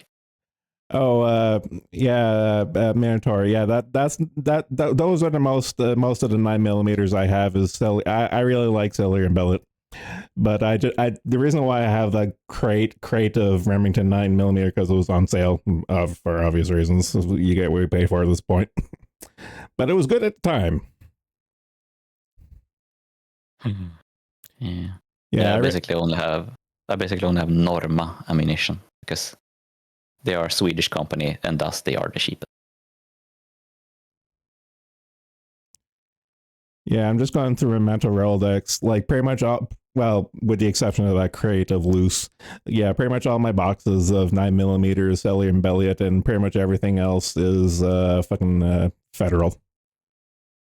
Actually, I think I do have some rounds of 308 and slugs of Remington ammo, but I trust their bigger calibers as opposed to that batch of 9mm. Yeah, I have Federal 22s, as stated before. I think that's the only Federal I have.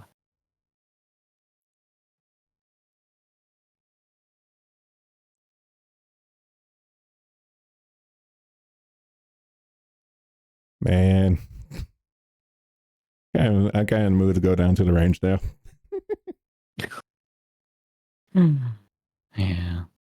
Yeah, so that President Watchalong, man, I kind of just want to put it behind me right now. The more I think about it, the more I'm kind of just like depressed.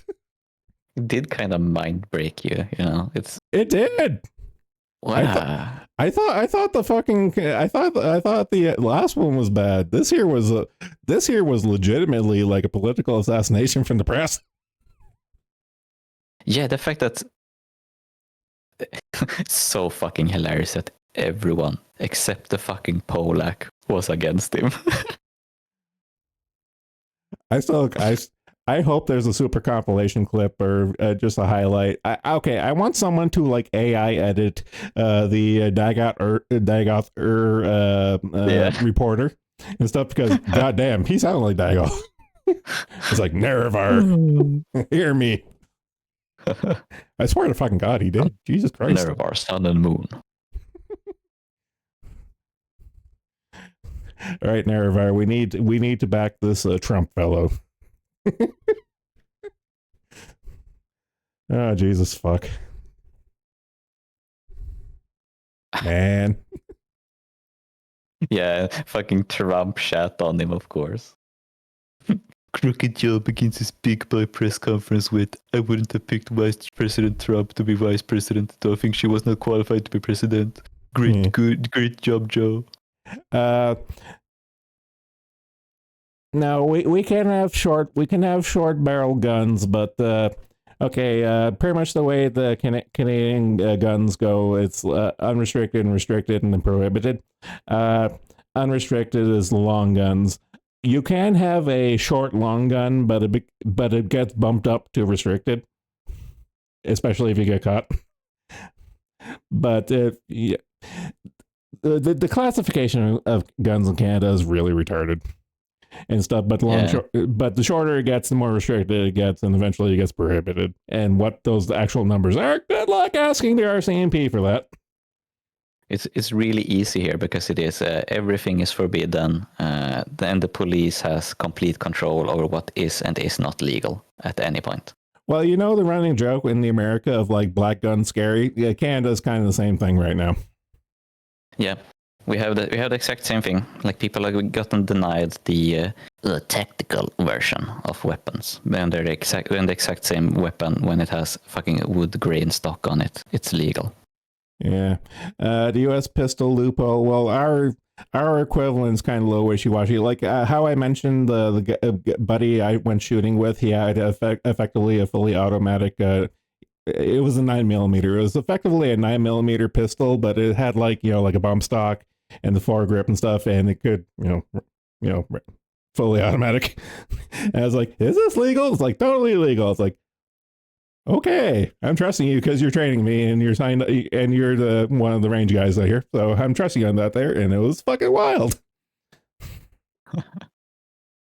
I don't think it was a bump stock. I think it was legitimate. No, I'm pretty sure it was the mechanism because I actually shot it. So no, like I held on the trigger and it actually went. So I'll take it. I took his word that it was legal, but I don't know. I could go to Calgary and pay a few bucks and go to one of those ranges there, and they let you do anything. It's kind of like that. Like I forget which range in Calgary it is, but I'm sure most people have heard that whatever range down in like Las Vegas, where you can just pay a bunch of money and do whatever fuck you want. Canada has one of those too. Unfortunately, I was too poor to go when I was in Calgary. In Europe, you go to Hungary. Hungary has those kind of ranges. Yeah, that kind of makes sense.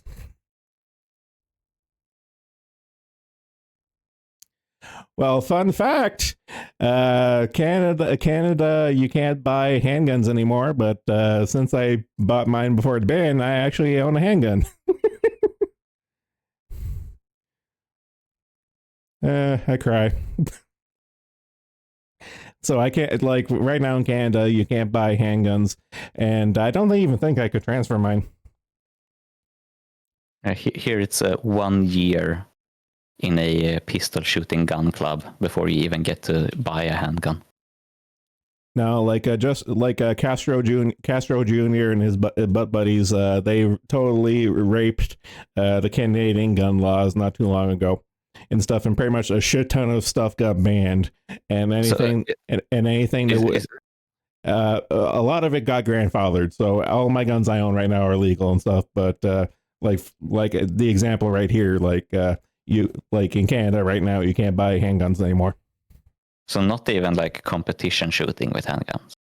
Well, no, you can compete shoot with handguns, but you would have had to had your gun before the ban. Okay, so no one can start competing in handgun shooting then? Pretty much. Okay, that's a great law. That's good. Yeah. Oh, it's bad. It's mother all cucks. It's bad, man. It's really fucking bad. I'm thankful I got my guns when I did. Yeah. We had such ridiculous gun laws that the European Union actually went to the police and went like, dude, you're too restrictive. Yeah. I think that's the only time that's happened. Well, like here's another example, like my rifle. My rifle is a semi-automatic, Remington. And those like semi-automatic rifles are illegal now. Like mine's grandfather, so I can have it and stuff. But like if I wanted to go out and get my model of rifle, I couldn't do that because it's a semi-automatic. So it's a semi-automatic rifle, so they can't sell it anymore. It's not trying to get caught. Yeah. Ah, so stupid. Great show as well. Ayore Nyarko-chan. Yeah, that's probably one of my favorite series. Well, in the sequel seasons too.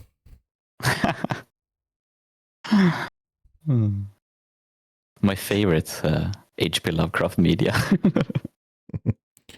I know. I still feel kind of dirty that they made the King in Yellow fucking Shota. Yeah. Yeah, and Kufuko was a Trappist one. Oh god, yeah, you're right. And next thing you'll say that Canada also limits air guns. Air guns are technically firearms, so you have to have a license for those. Last I checked. Yeah. Yeah, that's like the UK, where they have like insane air gun laws. Yeah. Oh, like our weapon laws are fucking retarded. Like, we got all the stupid ones. So, like, you can't have nunchucks, you can't have brass knuckles. Pepper spray is illegal. Like, I'm not kidding. It's fucking retarded. Is air guns completely counted as weapons, or is it a certain amount of pressure? Oh, I think there is that distinction. I'd have to look it up. I'm pretty sure there's that distinction. But I remember that the air guns do fall under like airsoft, like even like the CO2 like airsoft guns fall under the umbrella of firearms in Canadian law. No offense about saying all that. That's impressive, because that's worse than here then. Yeah. Yeah, no knuckle dusters, no batons. Like, seriously, like for example, like me getting my license, like you cannot say self-defense as a reason for owning firearms. It's either hunting or target shooting. Switchblade. I know. I'm not sure about all knives, but I know definitely switchblades are illegal in Canada. You can own, here at least, you can own any kind of knife, you can own any kind of baton, but you can't take it outside of your house. Mm-hmm. Well, I know my hunting knife is a lot longer than 3 inches, so. Folding knives that don't lock, you can carry with yourself. You can carry out on town, but you have to find an excuse for it if the police stops you. I don't think. Okay, yeah. If they were to find it on you, they probably nail you for it and stuff. But I know lockable knives, like not lockable folding knives, are okay, but as long as you don't really get caught, kind of thing. Yeah, here you have to find an excuse. So the classic one is to say that you use it to peel fruit. And that actually works, because that's something that the gypsies created during the 60s. Nice. So they can't actually. And they have to let the gypsies do it. So if you say it, they can't arrest you for it, because then they have to arrest gypsies for it, and that would be racist. So it actually works. I don't know. I got a Leatherman in my fanny pack and stuff. Yeah, you can carry that, because if you have a car, you can go like, oh, if I need to cut the seatbelt, you can use that as an excuse, for example. Yeah. Well, my excuse is like, it's fucking buried at the bottom of my bag. It's like, it's not easy access. I'm not going to shank someone with it. Yeah. Man, I almost kind of do want to open up like the Canadian firearms code and stuff, but I know I would just be depressed. Like I'm a member of the Canadian Sports Shooting Association, because they offer insurance, and it's terms and conditions being a member to my gun club that I have to be part of the CSSA and have insurance. But I'm registered with them, and I am subscribed to all their social media and stuff, and a bunch of other sports shooting organizations in Canada, and specifically like, guns rights associations in Canada. And those lobby groups are a thing. And God bless them. I actually have one restriction question as well. Okay. Owning magazines to firearms. Magazines are, I don't know about now, but they were legal when I bought them. Yeah, because it used to be legal, completely legal, to buy any magazine to a firearm, since it doesn't operate the firearm. But now it actually became illegal just a couple of years ago. So if you have a magazine that doesn't have a matching firearm that you have a license to, you are committing gun crime. The only magazine law I remember specifically was when I was learning, and getting my license stuff. So I don't know if things have changed, but Canada has a stupid magazine cap in that 10 rounds for handgun magazines and 5 rounds for rifles magazines. Yeah, we have. I think it's 4 bullets for a semi-automatic rifle, for example, and that's so retarded. Yeah, because it leads to a really retarded thing. Because it used to be like one of the only reasons you were allowed to own a semi-automatic rifle was because you were hunting bear. So that led to a really weird situation where, like, the most popular rifle for hunting bear were M1 Garands, but you could only load the end. You could only load the end block clip to half full. Man, It's a wow. really fucking strange situation. Yeah. The more I think about it, yeah. It's like it's like layers of stupid. The more I think about it's like this stupid goddamn bureaucracy. Oh man.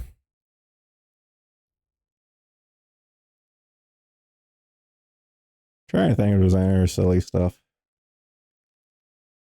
Yeah, because like again, all these crazy Canadian laws and stuff, like things have gotten worse since I got my I got my license in like the early 2000s and stuff, and just like ever since the Liberals have gotten their stranglehold in Ottawa, it's just gotten worse and worse. It's got like mostly worse, but a little bit better here. Like, ironically, the only wins we get here is when the European Union tells the police that they're being too restrictive, which is like the one time the European Union thinks something is too restrictive, weirdly enough. Okay, I do have a funny story. So for a while there, I had to get an authorization to transport form. So like I had to call the firearms chief for my province to get signed off for moving my handgun from my house to the range. And then the Conservatives got into power and they waved that away, and that their right to transport was implied by you having a restricted license. Yeah, that's how it works here. But you have to the operating parts of the gun has to be removed. So you have to remove the bolt from bolt action rifle, or if you have like an AR platform, you have to remove the upper and the lower from each other. I think the only transportation requirements I have is that the action has to be open and the has to have a trigger lock. Okay. You have to take them apart here, actually, like a pistol. You have to take off the slide. Okay, well, it also has to be under lock and key and out of sight, but that's kind of implied. Yeah. You can have them assembled in your weapons locker, which also has to be an approved weapons locker. You can't just buy any old locker, or you can't buy a safe as your friend did. That's not allowed. You have to buy an approved safe, an approved locker. Yeah. So. Well, that's the reason why I don't have an approved one. I just make do to make me feel better. Yeah, here it's very much you get arrested. Well, I remember when the fires happened, this was years ago at this point, the fires at Fort Mac up in Calgary, like the whole town, like the whole city was evacuated and stuff, and cops literally went house to house, breaking into house and stealing guns. It was fucking wild. Jesus Christ. No, seriously, like in the state of emergency, cops can do whatever the fuck they want, and they literally did a gun grab. So if they I didn't have my guns at the time when the state of emergency was going on and stuff, but now that I have my guns, if there's ever a state of emergency, I'm shoving everything in my Jeep and underneath the tarp and fucking off. And it's like, where's your guns? It's like, yeah, we love our cops, our law enforcement, don't we, Vox? We love our military. They're important. Yeah, like fuck my transportation or whatever thing stuff. Like if the town's ever under state of emergency again, it's like everything's in my vehicle. I'm getting the fuck out of Dodge. And then when state emergency goes down, it's like, well, we broke into your house and we didn't find your guns. It's like, good. Nor are you going to. You do the Jedi mind trick. There were never any guns here, officer. Exactly. I love my Mickey D's quarter pounds and cheese. Yeah. It's a good song. It's a good song.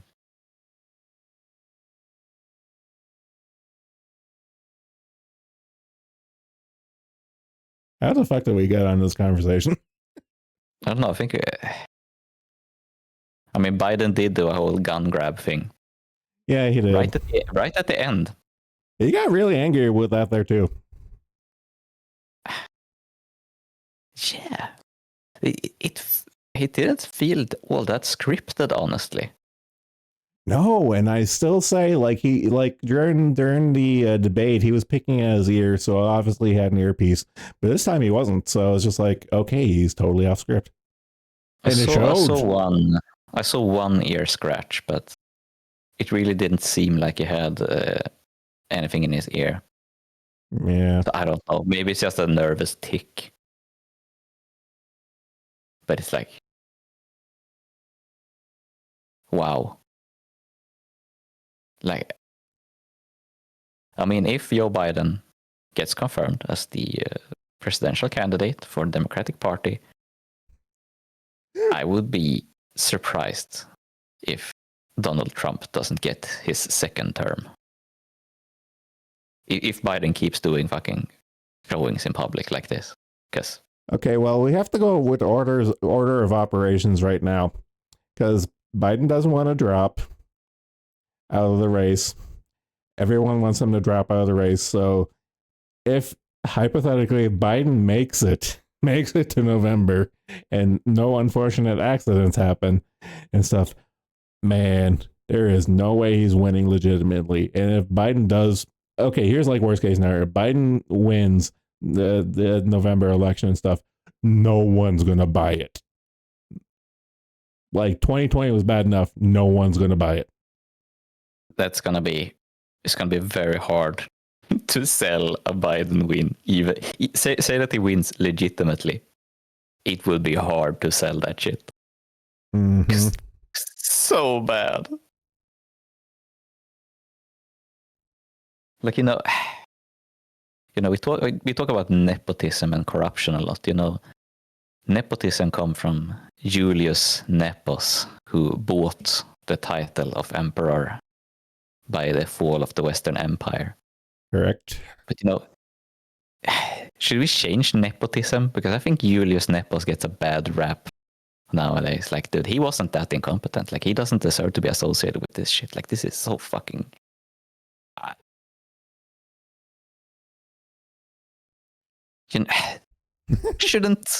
Shouldn't our so-called elected leaders be at least a little better than this? And we come back full circle to that question I asked earlier. It's like, I think we are at the point where we're getting what we deserve. Yeah. It's just like, man, what a poor showing. Yeah. The fucking president of the United States. It's supposed to mean something, Well, it's like, I'm totally on board for saying this. Like, I say it without shame at this point.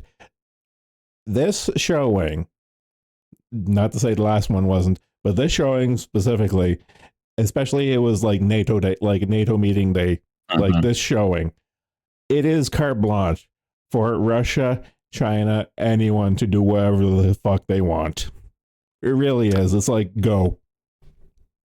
Yeah, I mean, Joe Biden accidentally declaring Vladimir Putin as the president of Ukraine. I still love that. I still love that picture in my feed of like Zelensky looking like he want to murder a motherfucker. Yeah, he's like, this senile motherfucker. Like, he enters the office and leaves with a couple $2 billion each time, but dude, it's gotta be hell trying to get Biden to understand what the fuck he's supposed to be doing.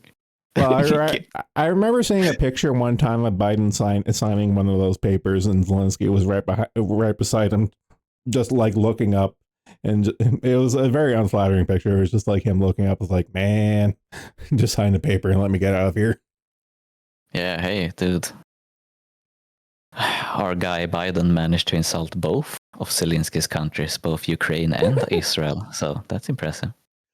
I know. I still can't get over that. This was one, like full mask off. It's like, okay, like everything's cast to the wind right now. Like he threw it. Like he inadvertently threw everyone under the bus. I mean, like literally everyone. I did like his little sending humanitarian aid to Gaza thing, where he did he did broach the subject of that pathetic little dock that they tried to float to Gaza, and he was like, "It didn't go as well as I thought." No, dude, it did not. That's an understatement.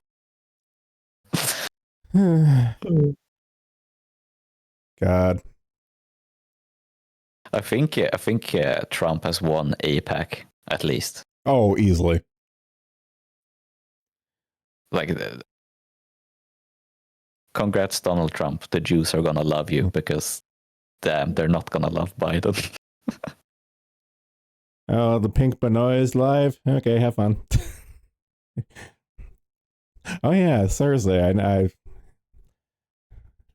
People learning about dead internet.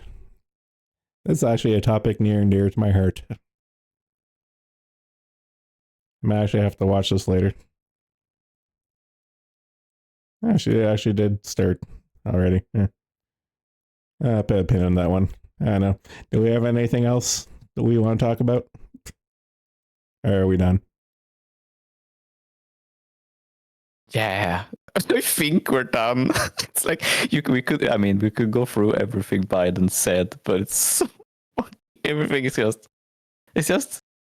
I think we need time to digest and cope and drink. Yeah, it has miss on self goal, and then a miss, and then a self goal, and then psychotic rambling, and every journalist calling him out, except the fucking Polak.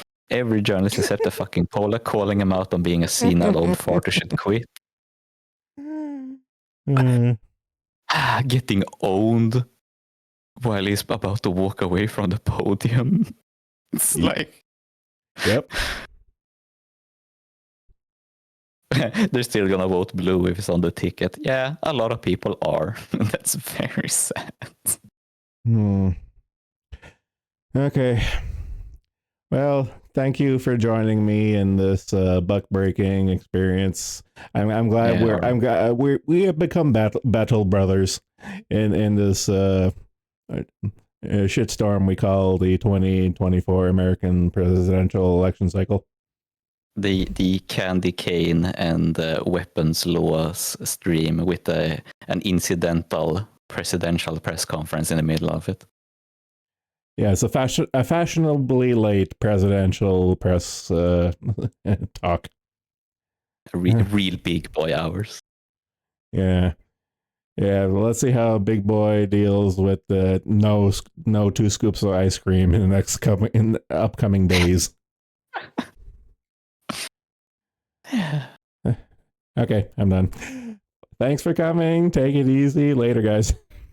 Bye. Yeah.